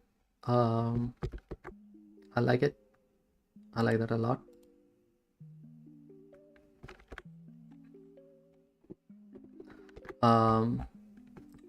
Okay, I think I'm gonna stop it here. This seems like a good place to stop. Let's give this another quick render.